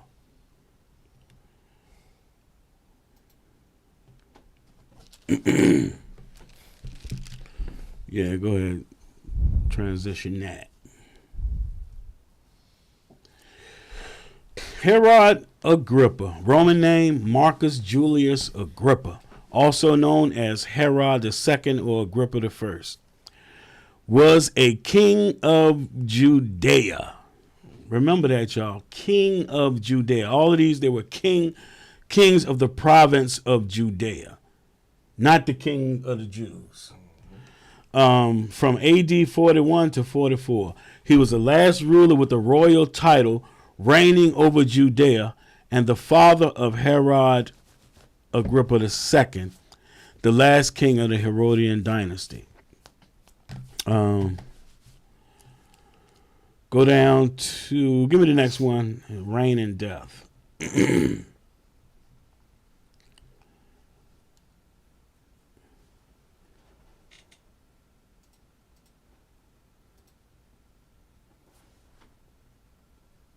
We're going to take a break soon, y'all. But we're going to finish this night. Reign and death. Agrippa governed Judea to the satisfaction of the Jews. His zeal, private and public, for Judaism is recorded by Josephus. I'm jumping down to where it says Acts of Apostles. Give me Acts 12. It says Acts of the Apostles, chapter 12, 1 through 23, where Herod Agrippa is called King Herod. reports that that he persecuted the Jerusalem church, having James the son of Zebedee killed and imprisoning Peter around the time of Passover. Man, if you got to see this through this. They the ones? Why is it these Idumeans is putting us to death constantly? And these are converts. And they're all The first appearance of white folks right. being Jew, because before this, you're not gonna find nothing, no type of artifacts where the Jews are white. None whatsoever. Around the time of Passover, Blastus is mentioned in Acts as Herod's chamberlain. After Passover in AD 44, Agrippa went to Caesarea. So go ahead, give me that. Start at verse 1. Acts 1 through 7. The book of Acts, chapter 12 and verse 1. Now about that time, Herod the king stretched forth his hands to vex certain of the church. And he killed James, the brother of John, with the sword. And because he saw it pleased the Jews, he proceeded further to take Peter also. Now remember now, the Lord said we're going to have war with them from generation to generation. That's why I'm not saying Edom. I keep saying Amalek. Right. Idumea and Amalek. Because the Lord said we're going to have war with them from generation to generation. They at the forefront of it. Go ahead. Then were the days of unleavened bread. And once again, because Christ got put to death. On Passover. Yeah, on Passover. And they did it the same way. And when he had apprehended him, he put him in prison and delivered him to 4 quaternions of soldiers to keep him, intending after Easter to bring him forth to the people. Come on. Peter therefore was kept in prison, but prayer was made without ceasing of the church unto God for him. And when Herod would have brought him forth, the same night Peter was sleeping between 2 soldiers, bound with 2 chains. Stop. No, 2 chains won't sit beside him. No. And the keepers before the door kept the prison. And behold, the angel of the Lord came upon him, and a light shined in the prison, and he smote Peter on the side, and raised him up, saying, Arise up quickly. And his chains fell off from his hands. Now give me verse 11. Verse 11. So now see, now Peter, the Lord had plans for Peter. Right. Go ahead, verse 11. Verse 11. And when Peter was come to himself, he said, Now I know of a surety that the Lord hath sent his angel, and hath delivered me out of the hand of Herod. Herod delivered me out of the hand of Herod. Go ahead. And from all the expectations of the people of the Jews. Right, because the Jews was in agreements with that. Because he saw that it pleased the Jews. What verse was that? Verse 11. No, verse 3. And because he saw it pleased the Jews, they were happy. See, it's saying, remember now, they had envy. They had envy for Christ. They had envy for the disciples. Now, Acts 25.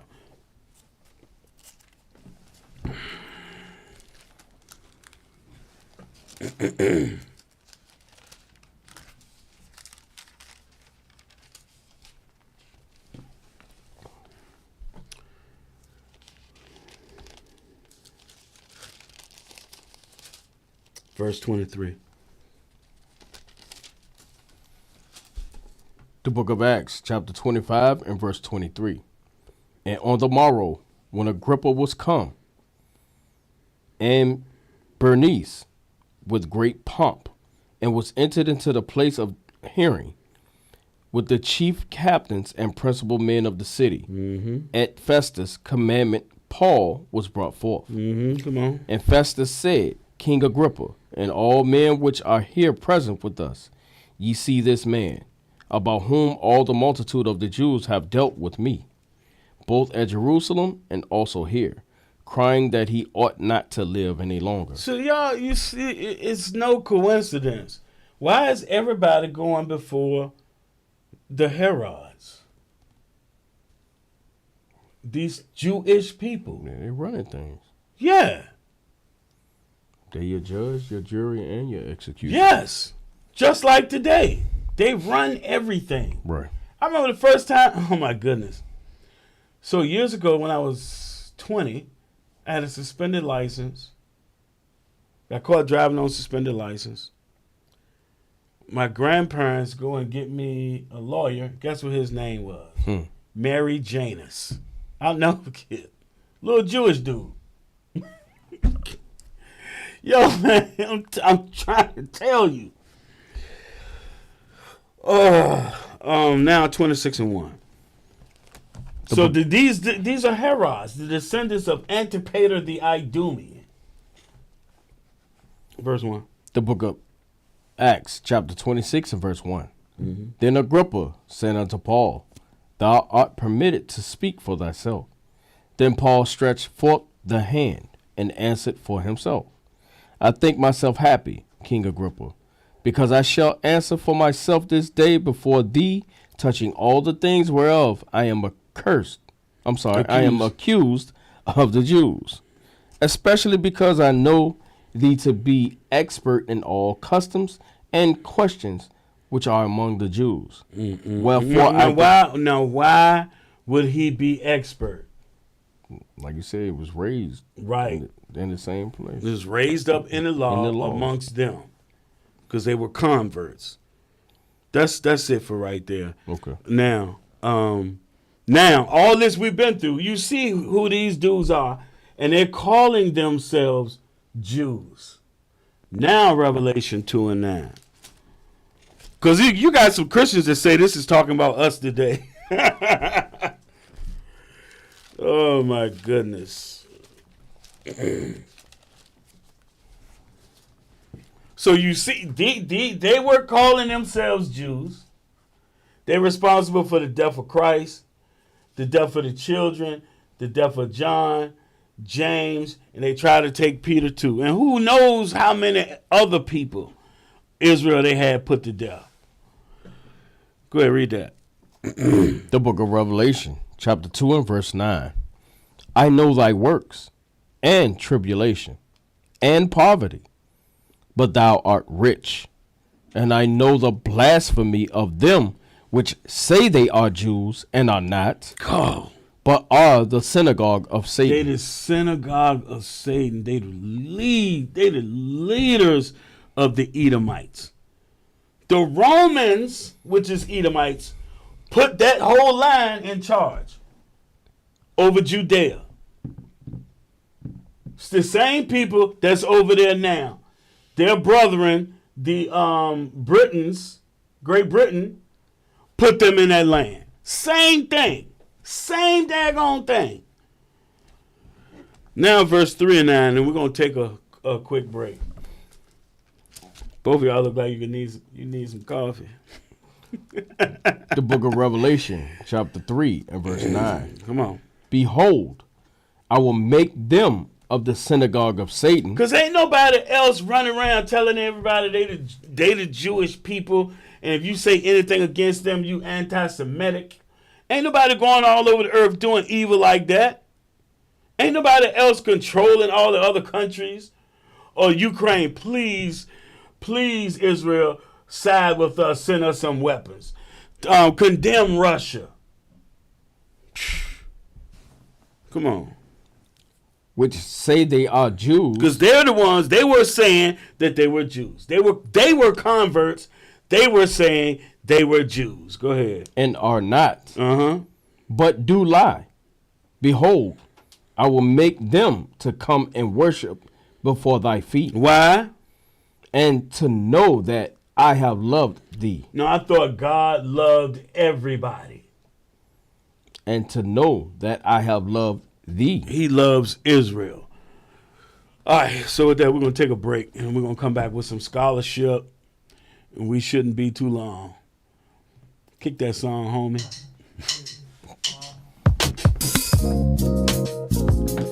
Man, You was over there asleep. I had to I know, ad-lib. man. I ain't gonna lie. I ain't gonna hold you, baby. I was trying to.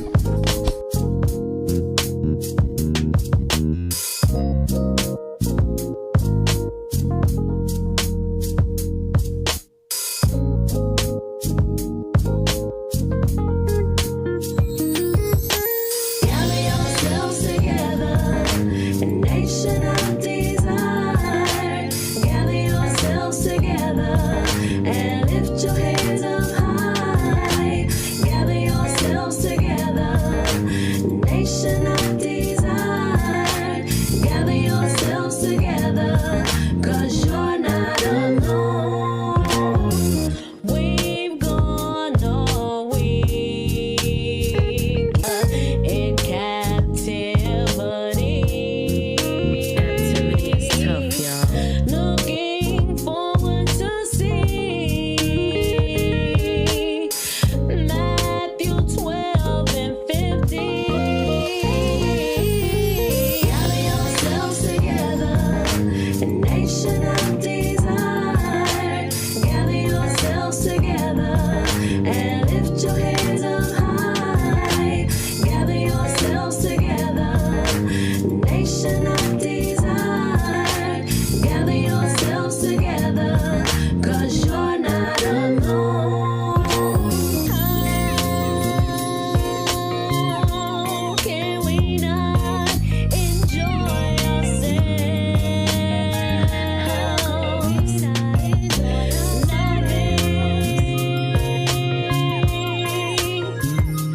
And uplifting one another. Gather yourselves together, a nation of desire. Gather yourselves together and lift your heads up high. Gather yourselves together, nation of desire. Gather yourselves together, 'cause you're not alone. Oh, gather yourselves as that day draw nigh,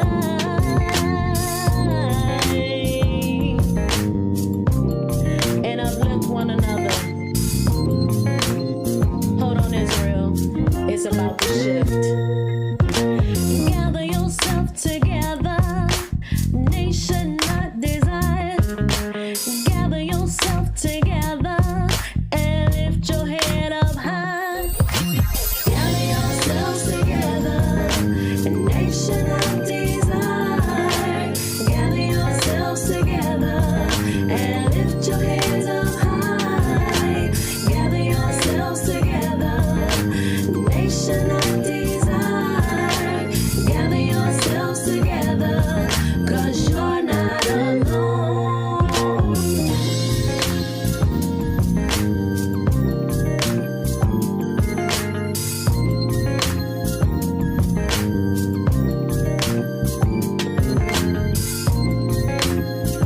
Oh,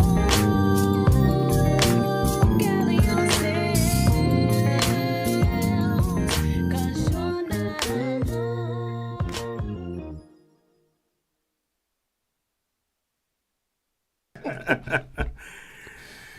All right. Pull up that. I don't even know what I named it. It's like a screenshot. Yeah, that's it. Yeah.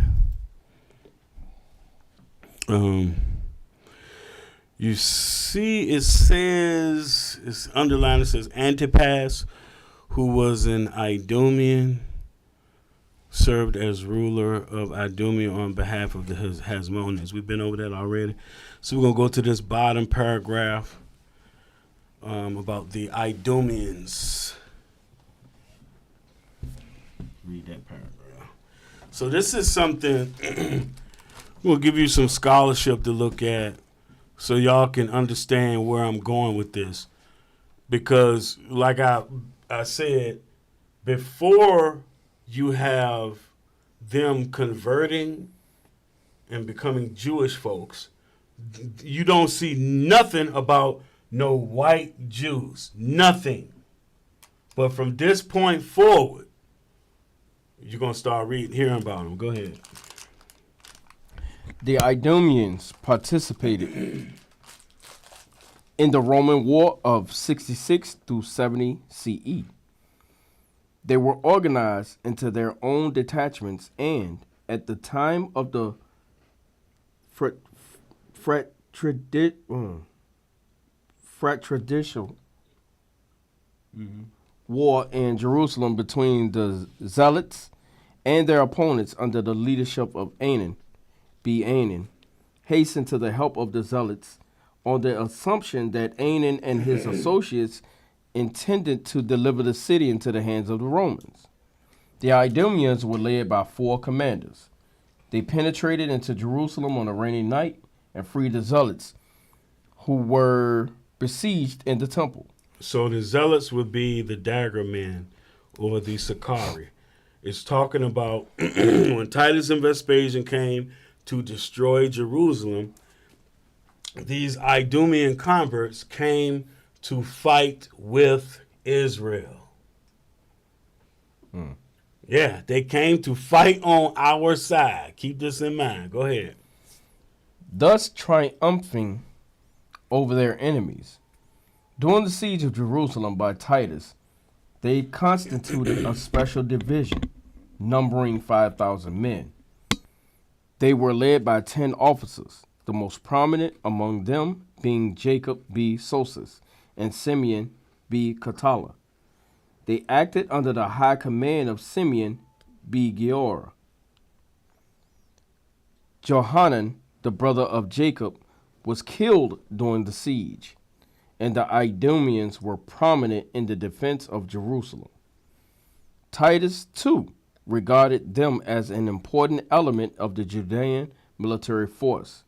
It is not known which were the most important Idumean centers of settlement at the end of the days of the Second Temple. At the time of the Parthian invasion in 40 BCE, Marissa had already been destroyed, and Adora no longer appears in the sources of the period. On the other hand, Hebron is mentioned. All right, so that's the end of that. Now, what you got? What's next?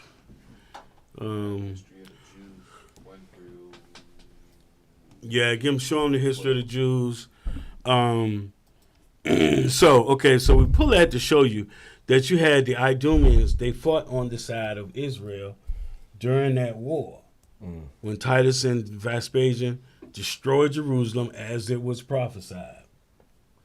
So now we're going into History of the Jews by Hannah Smith, I believe. Yeah, go ahead. Put that up there. This is the same thing that the article was saying. I'm just going to pick up where it says he intimated to them the necessity of foreign assistance and persuaded them to enter into a treaty with the Idumeans. But Ananus shut the gates of Jerusalem and precluded the new allies from entering the city. On the night, the Idumeans were excluded, so they weren't within the walls fighting. You got the next one up already? I do know. Yeah, go ahead. It says, I'm going to pick up where it says the Idumeans. It says, the Idumeans who were of John's party at length complained of the vast numbers who were massacred, repenting of having joined the tyrant and returned to their native country. So they went back to Idumea. So with Israel being destroyed, with Jerusalem being destroyed, and everybody's there for Passover, what happened to all of these converts? Where'd they go? Did they just disappear off the face of the earth? Right.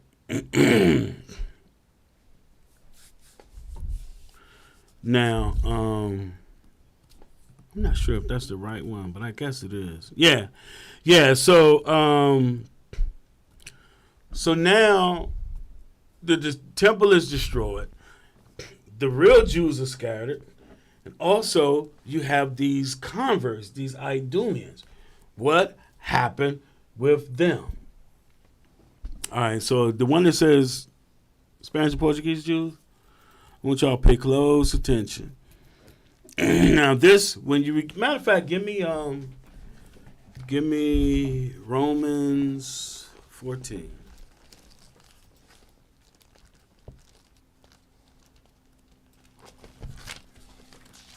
Verse 24.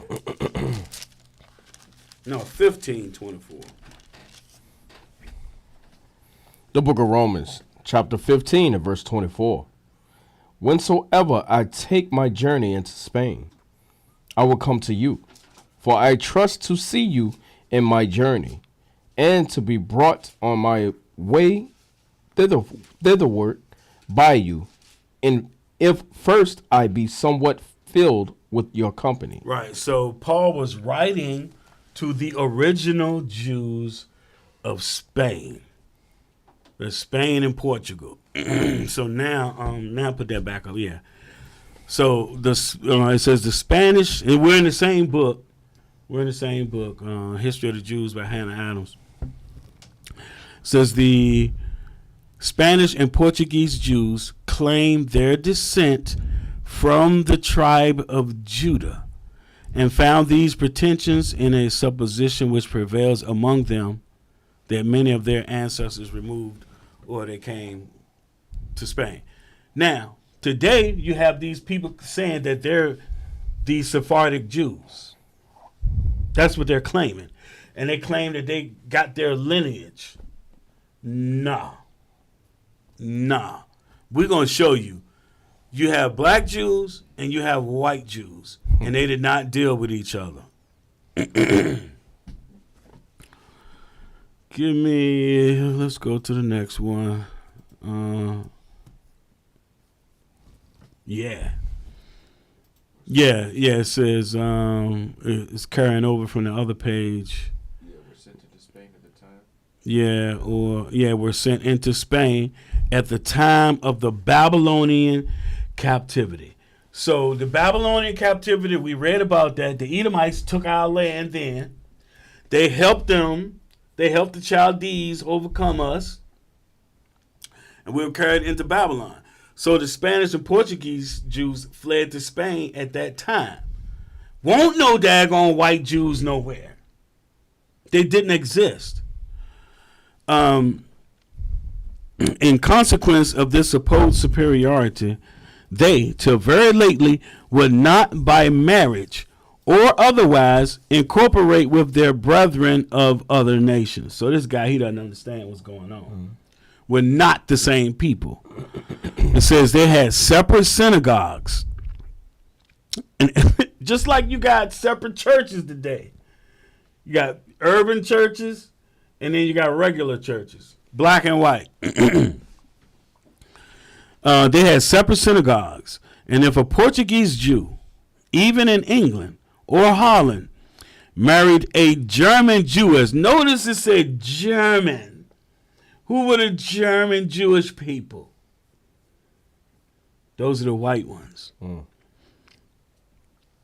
If a Portuguese Jew, even in England or Holland, married a German Jewess, he was immediately expelled from the synagogue. Now, why is that? Got to put the evil out of Israel. Right. You're not supposed to make marriages with them. Right. Only your fellow Israelites of the 12 tribes. Right.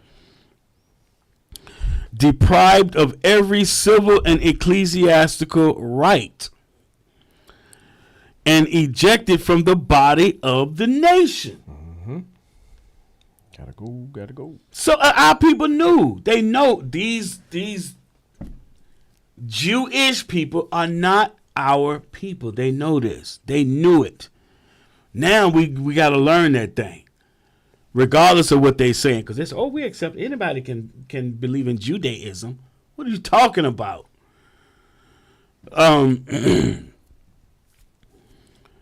A late instance has occurred of a Jew in Berlin who, having married the daughter of a Portuguese physician, the parents of the girl went in mourning as for death of a relation. So wait a minute. The Jew in Berlin married the daughter of a Portuguese. So the Portuguese was the black ones. Right.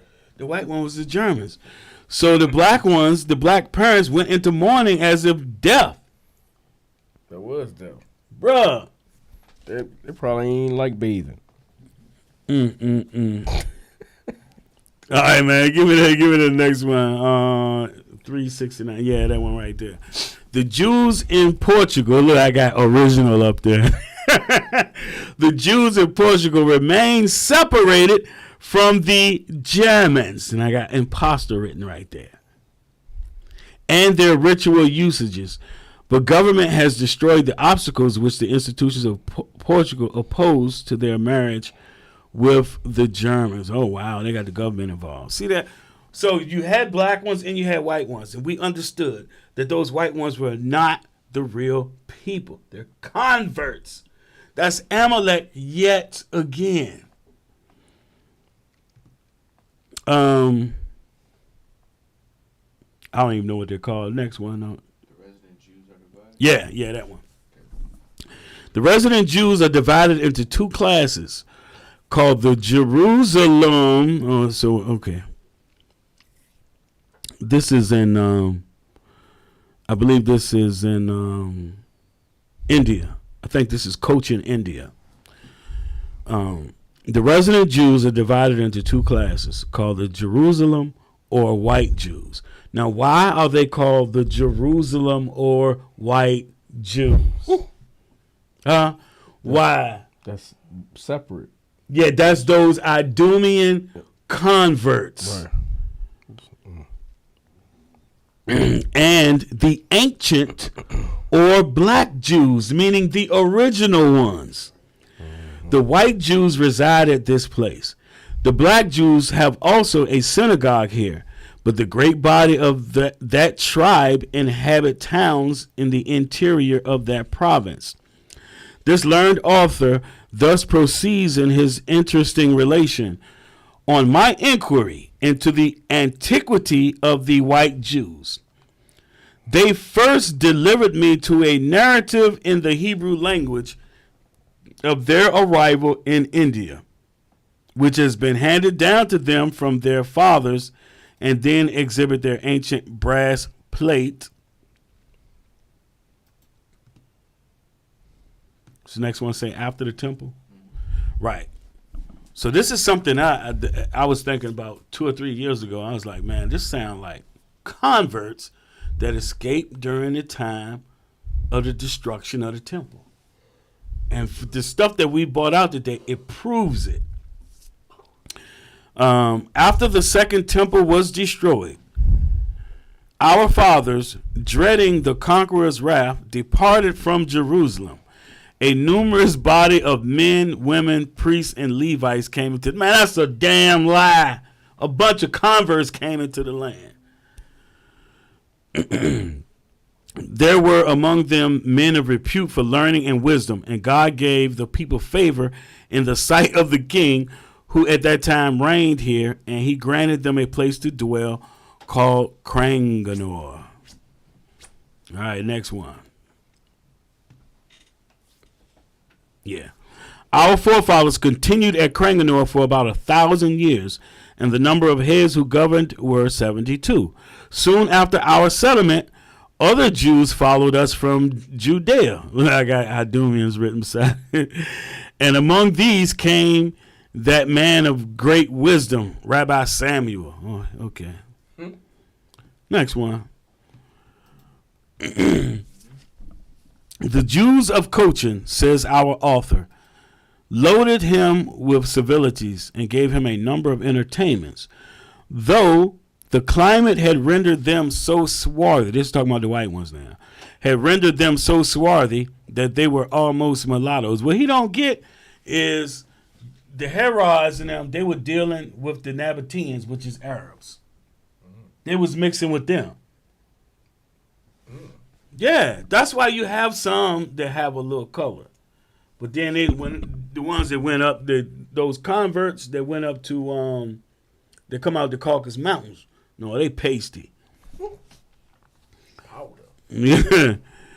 They would have considered themselves dishonored if they had eaten, drank, or prayed with the black or Negro Jews of Malabar. These are the originals. The black ones are the originals. The Negro ones are the originals. When you look at, there's books of the Israelites being slaves in Egypt and they black. And these people got the nerve when you try to bring something to their attention. Oh, you're anti-Semitic. No, we pro Exodus 17. Let me read that again. They would have considered themselves dishonored if they had eaten, drank, or prayed with the black or Negro Jews of Malabar, because the last, meaning the black Jews, were descended from the slaves in the service of the Jews at Cranganore, who were afterwards emancipated. The Negro Jews had 9 synagogues. Oh, my goodness. So they didn't like us also because we were slaves. What's prophesied all throughout the scriptures? That would happen to Yeah, in and out of captivity. Right. They ain't served no captivity. They won't never in chains. This is why they throw out that term anti-Semitic. Don't nobody want to come and sit down and have a conversation. They don't want to do that. They just want to sling whatever it is they slinging. That flood, them lies. They just want to keep slinging that. You're gonna have to deal with Israel. We got questions for you. How you anti something if you're a part of that? Something? Right? Yeah, yeah. I'm anti-Negro. But everybody just taking their word for it instead of going Bruh, not just taking their word, they running up on the people that they claiming is anti-Semites, anti-Semitic. You got people that they not even investigating to see what's going on, just running up in somebody's face, right, man. just go and investigate. You're gonna find out. You're gonna understand why they don't want you to point out that they own and run everything. Because when you read the scriptures, you find out, hey, God's people are poor. Right. Like, it don't match up. Something ain't right. Somebody lying.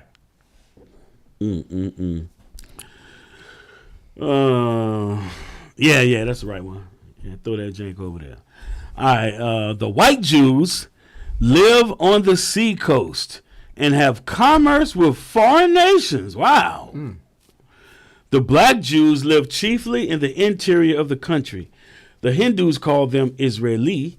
They call themselves Beni Israel, meaning sons of Israel. Yep.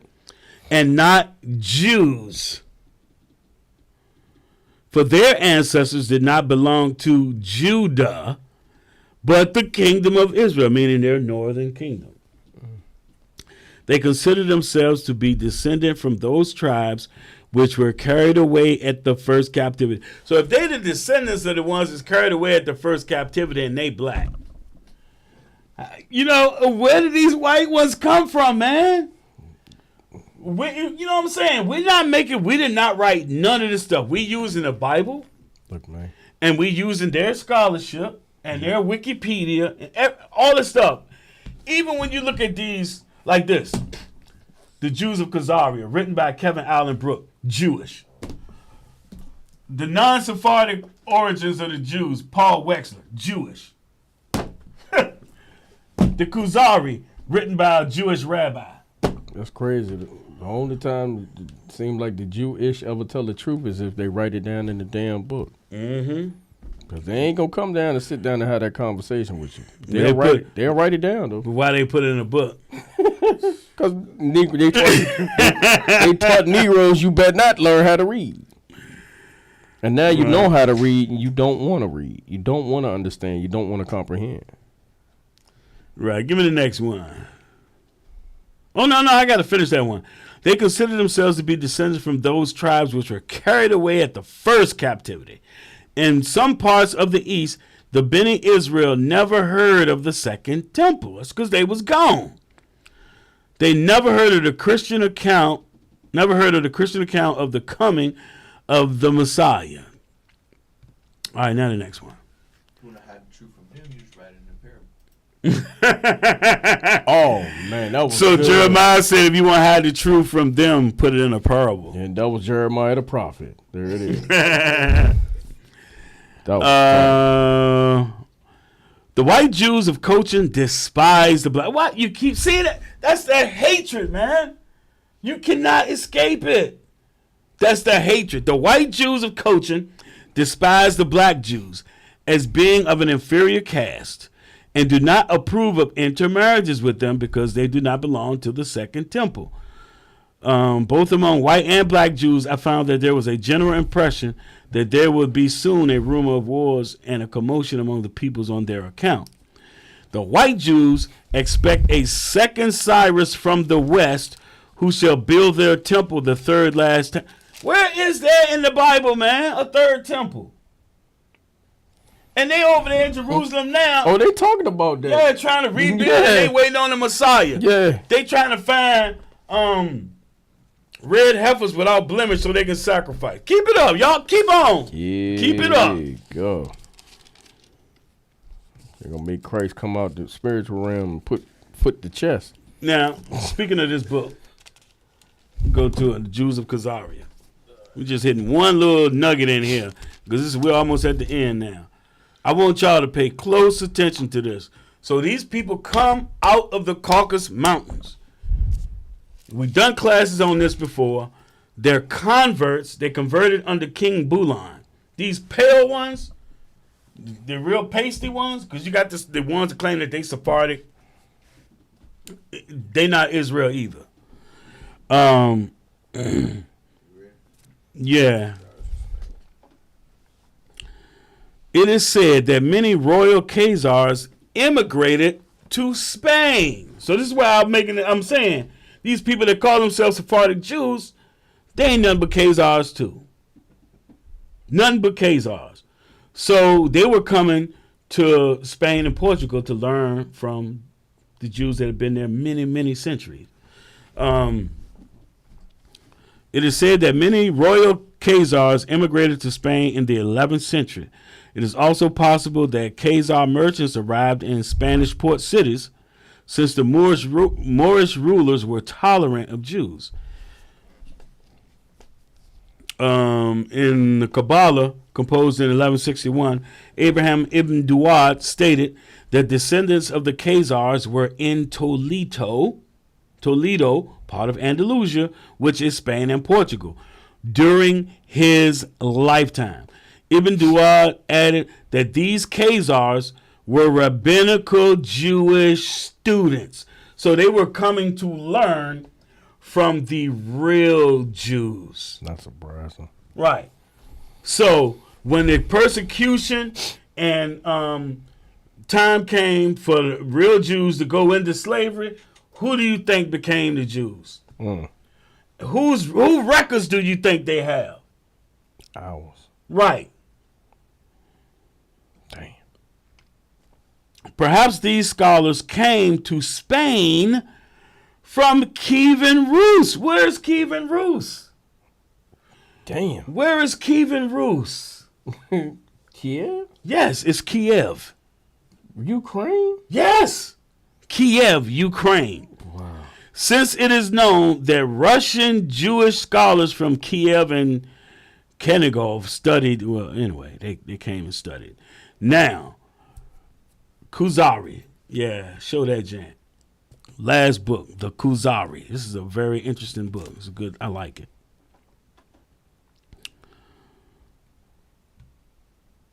Yeah, you can switch it over.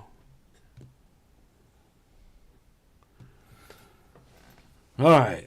So, moreover, this is a direct hit right here. Remember when we was young? Yeah, I sank your battleship. Yeah. Yeah, you read this. You read that. Yeah, you read it. You read that. You will enjoy this. Moreover, the trident. Oh, What's a trident? You know, I'm thinking. We're gonna Poseidon. see. No, not one that's not like that. This is different. What it is a symbol. Right. It's a symbol. Go ahead.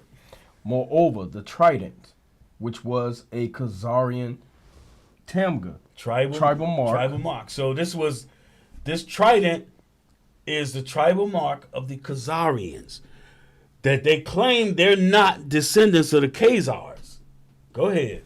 and possibly the Khazar Kagan's personal symbol, That would be the Khazar king. Mm-hmm. was adopted by the Rus for use on their coins and seals. During the So the Rus, we just read Kievan Right. Rus. So the Rus took the Khazarian tribal mark and adopted it for their coins and seals.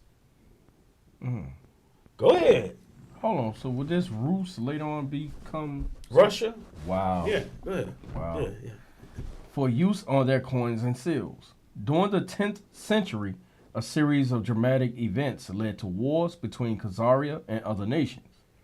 A large battle erupted around 913 between marauding Rus sailors and Orsia, who served the Khazar kings in Atil. The Orsia believed that the Rus had to be punished for their slaughtering many of their Muslim brethren along the Caspian coast, so they killed tens of thousands of Rus. Relations remained difficult between the Khazars and the Rus during the next decades.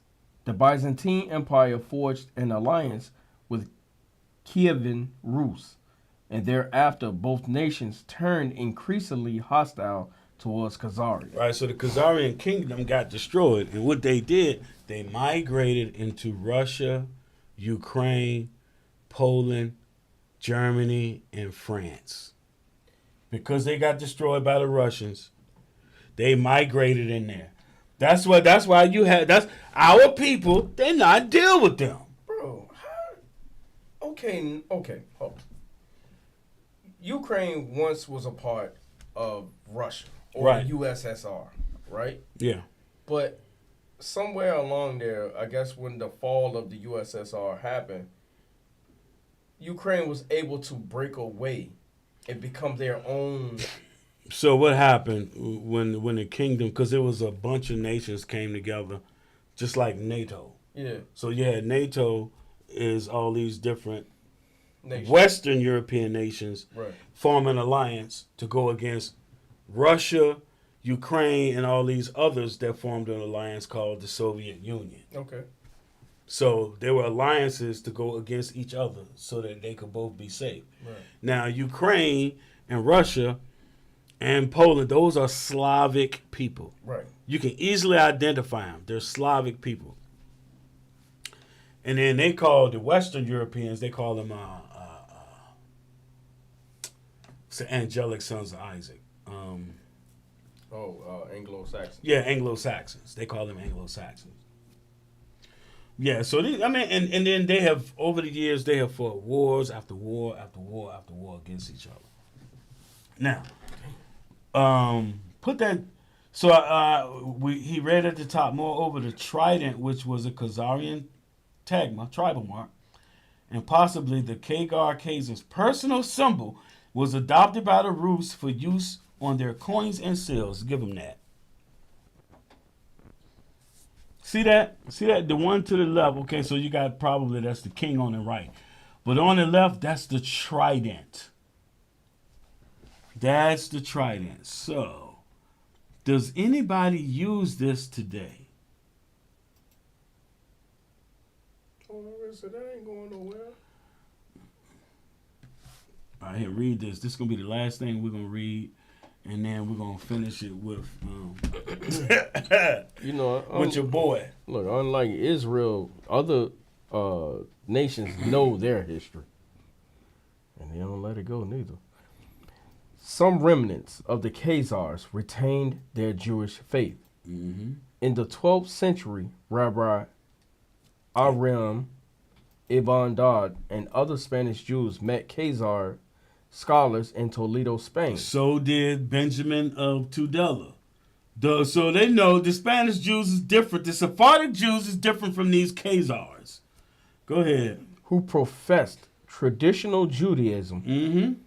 A number of Khazars traveled southwest to the Byzantine Empire, where by the 11th century they were integrated into the devout Jewish community of Pera, a suburb of Constantinople, as indicated by a tale about the Khazarian Jewish wife of a Byzantine Jewish man that was copied by Constantine Acropolis in the early 14th century. So see how they spreading out.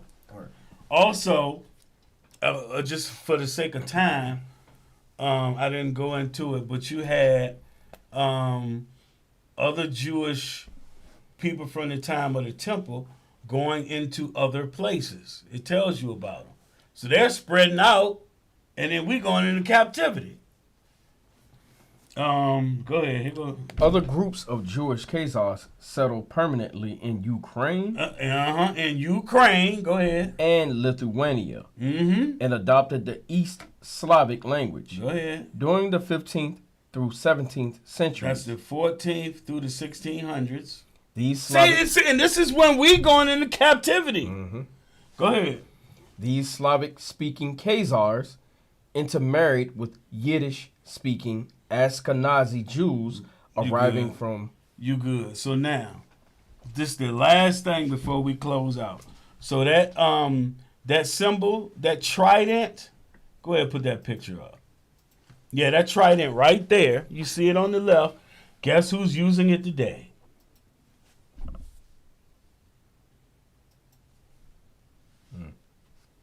Ukraine. Vladimir. And who's Volodymyr Zelensky? Damn Khazar. Let me go to the Wikipedia.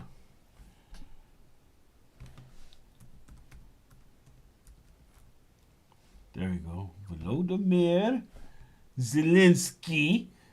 Oh no, he outlawed the letter Z in Ukraine, so it's Zelensky.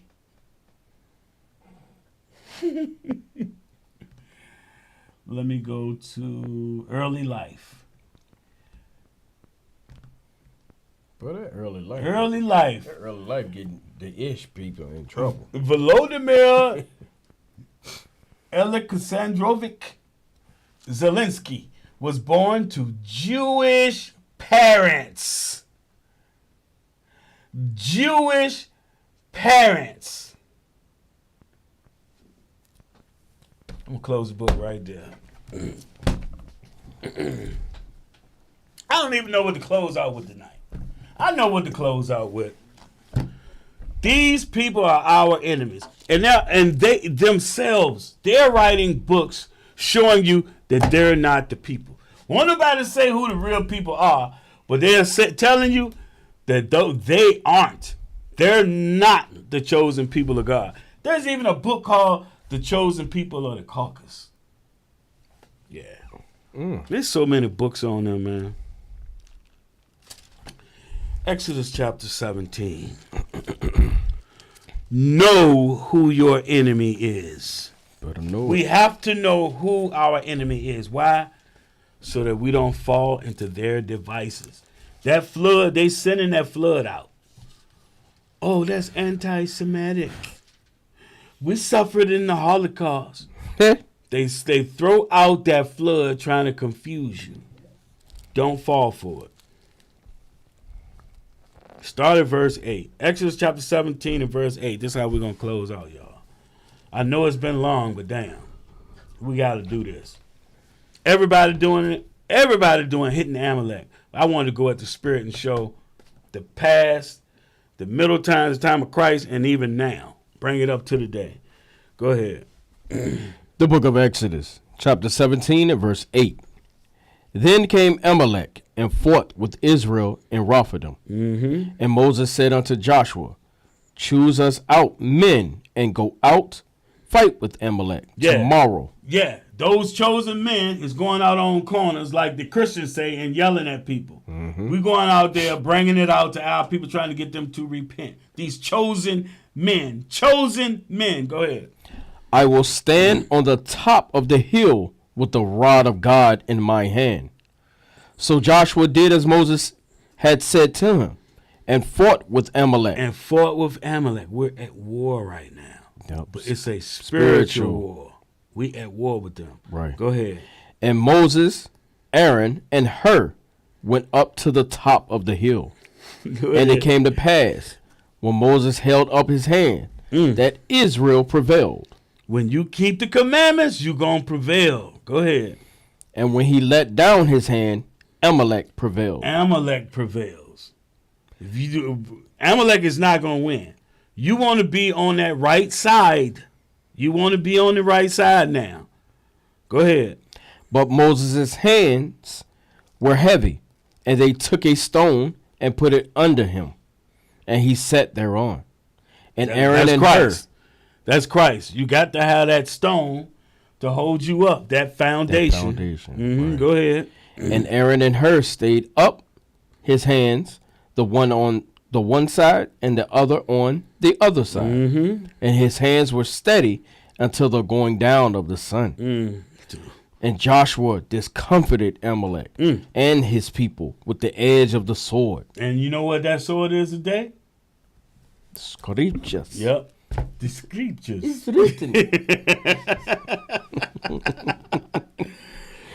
And the- Discomfited Amalek with the edge of the sword. Right. They don't deal with this. Two-edged sword in there. Right. And the Lord said unto Moses, write this for a memorial in a book, and rehearse it in the ears of Joshua. For I will utterly put out the remembrance of Amalek from under under heaven. The Lord said that. Go ahead. And Moses built an altar and called the name of it Jehovah Nisi. For he said, because the Lord hath sworn that the Lord will have war with Amalek from generation to generation. So the Lord have sworn he gonna have war. And the Lord is a man that he should not lie. Right. Thou art my battle axe. You better believe it. Yo. Gird up. Gird up, y'all. All right. We're going to close the scriptures on that note. You don't have to, though. You can continue to read. But we have shown you through the Spirit your enemy, your main enemy, Amalek. And I know he's going to say we're being anti-Semitic. But, hey, we're going to do thus saith the Lord. Regardless, we got to bring it out. I can't be anti-Semitic. I love Right. me some meat. Therefore, I love my nation. You heard me? I love my nation. Hey, all praises, man. All praises to the Most High. We hope you have gotten some information out this class. Share it. Israel needs to see this. Brothers all across the board, different organizations got mass. Everybody going in on Amalek, yo. The war is on. Oh, it's on. It's on. It's about information. We saw something earlier about this rabbi. He was trying to be crafty, saying that we were Jews too. What you mean too? Huh? Yeah. No, sir. We ain't falling for the okie doke. They want to be inclusive so bad, bro. That's not your purpose, man. They're the vessels of wrath, Mm-hmm. like the scripture said. Matter of fact, let's hit that real quick so y'all understand what we're talking about. Yeah. Romans 9.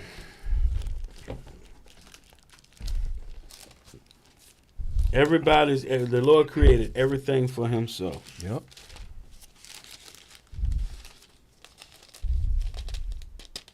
Start at verse 21. This is what we're talking about, y'all. The book of Romans, chapter 9 and verse 21. Hath not the potter power over the clay, of the same lump to make one vessel unto honor and another unto dishonor? What's that vessel? I mean, what's that lump? That lump was Isaac and Rebekah.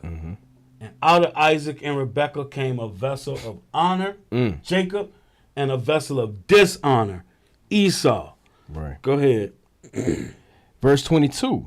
What of God, willing to show his wrath and to make his power known endured much long suffering, the vessels of wrath. So he's put out with, even he said we're going to have war with them from generation to generation, but he has put up with this vessel of wrath.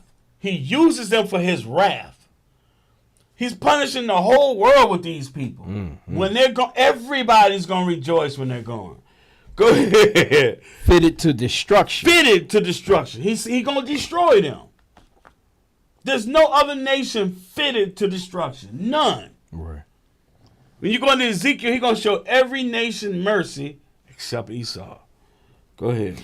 And that he might make known the riches of his glory on the vessels of mercy, On the vessels of mercy. That's us. which he had afore prepared unto glory. Israel. He prepared unto glory. There you go.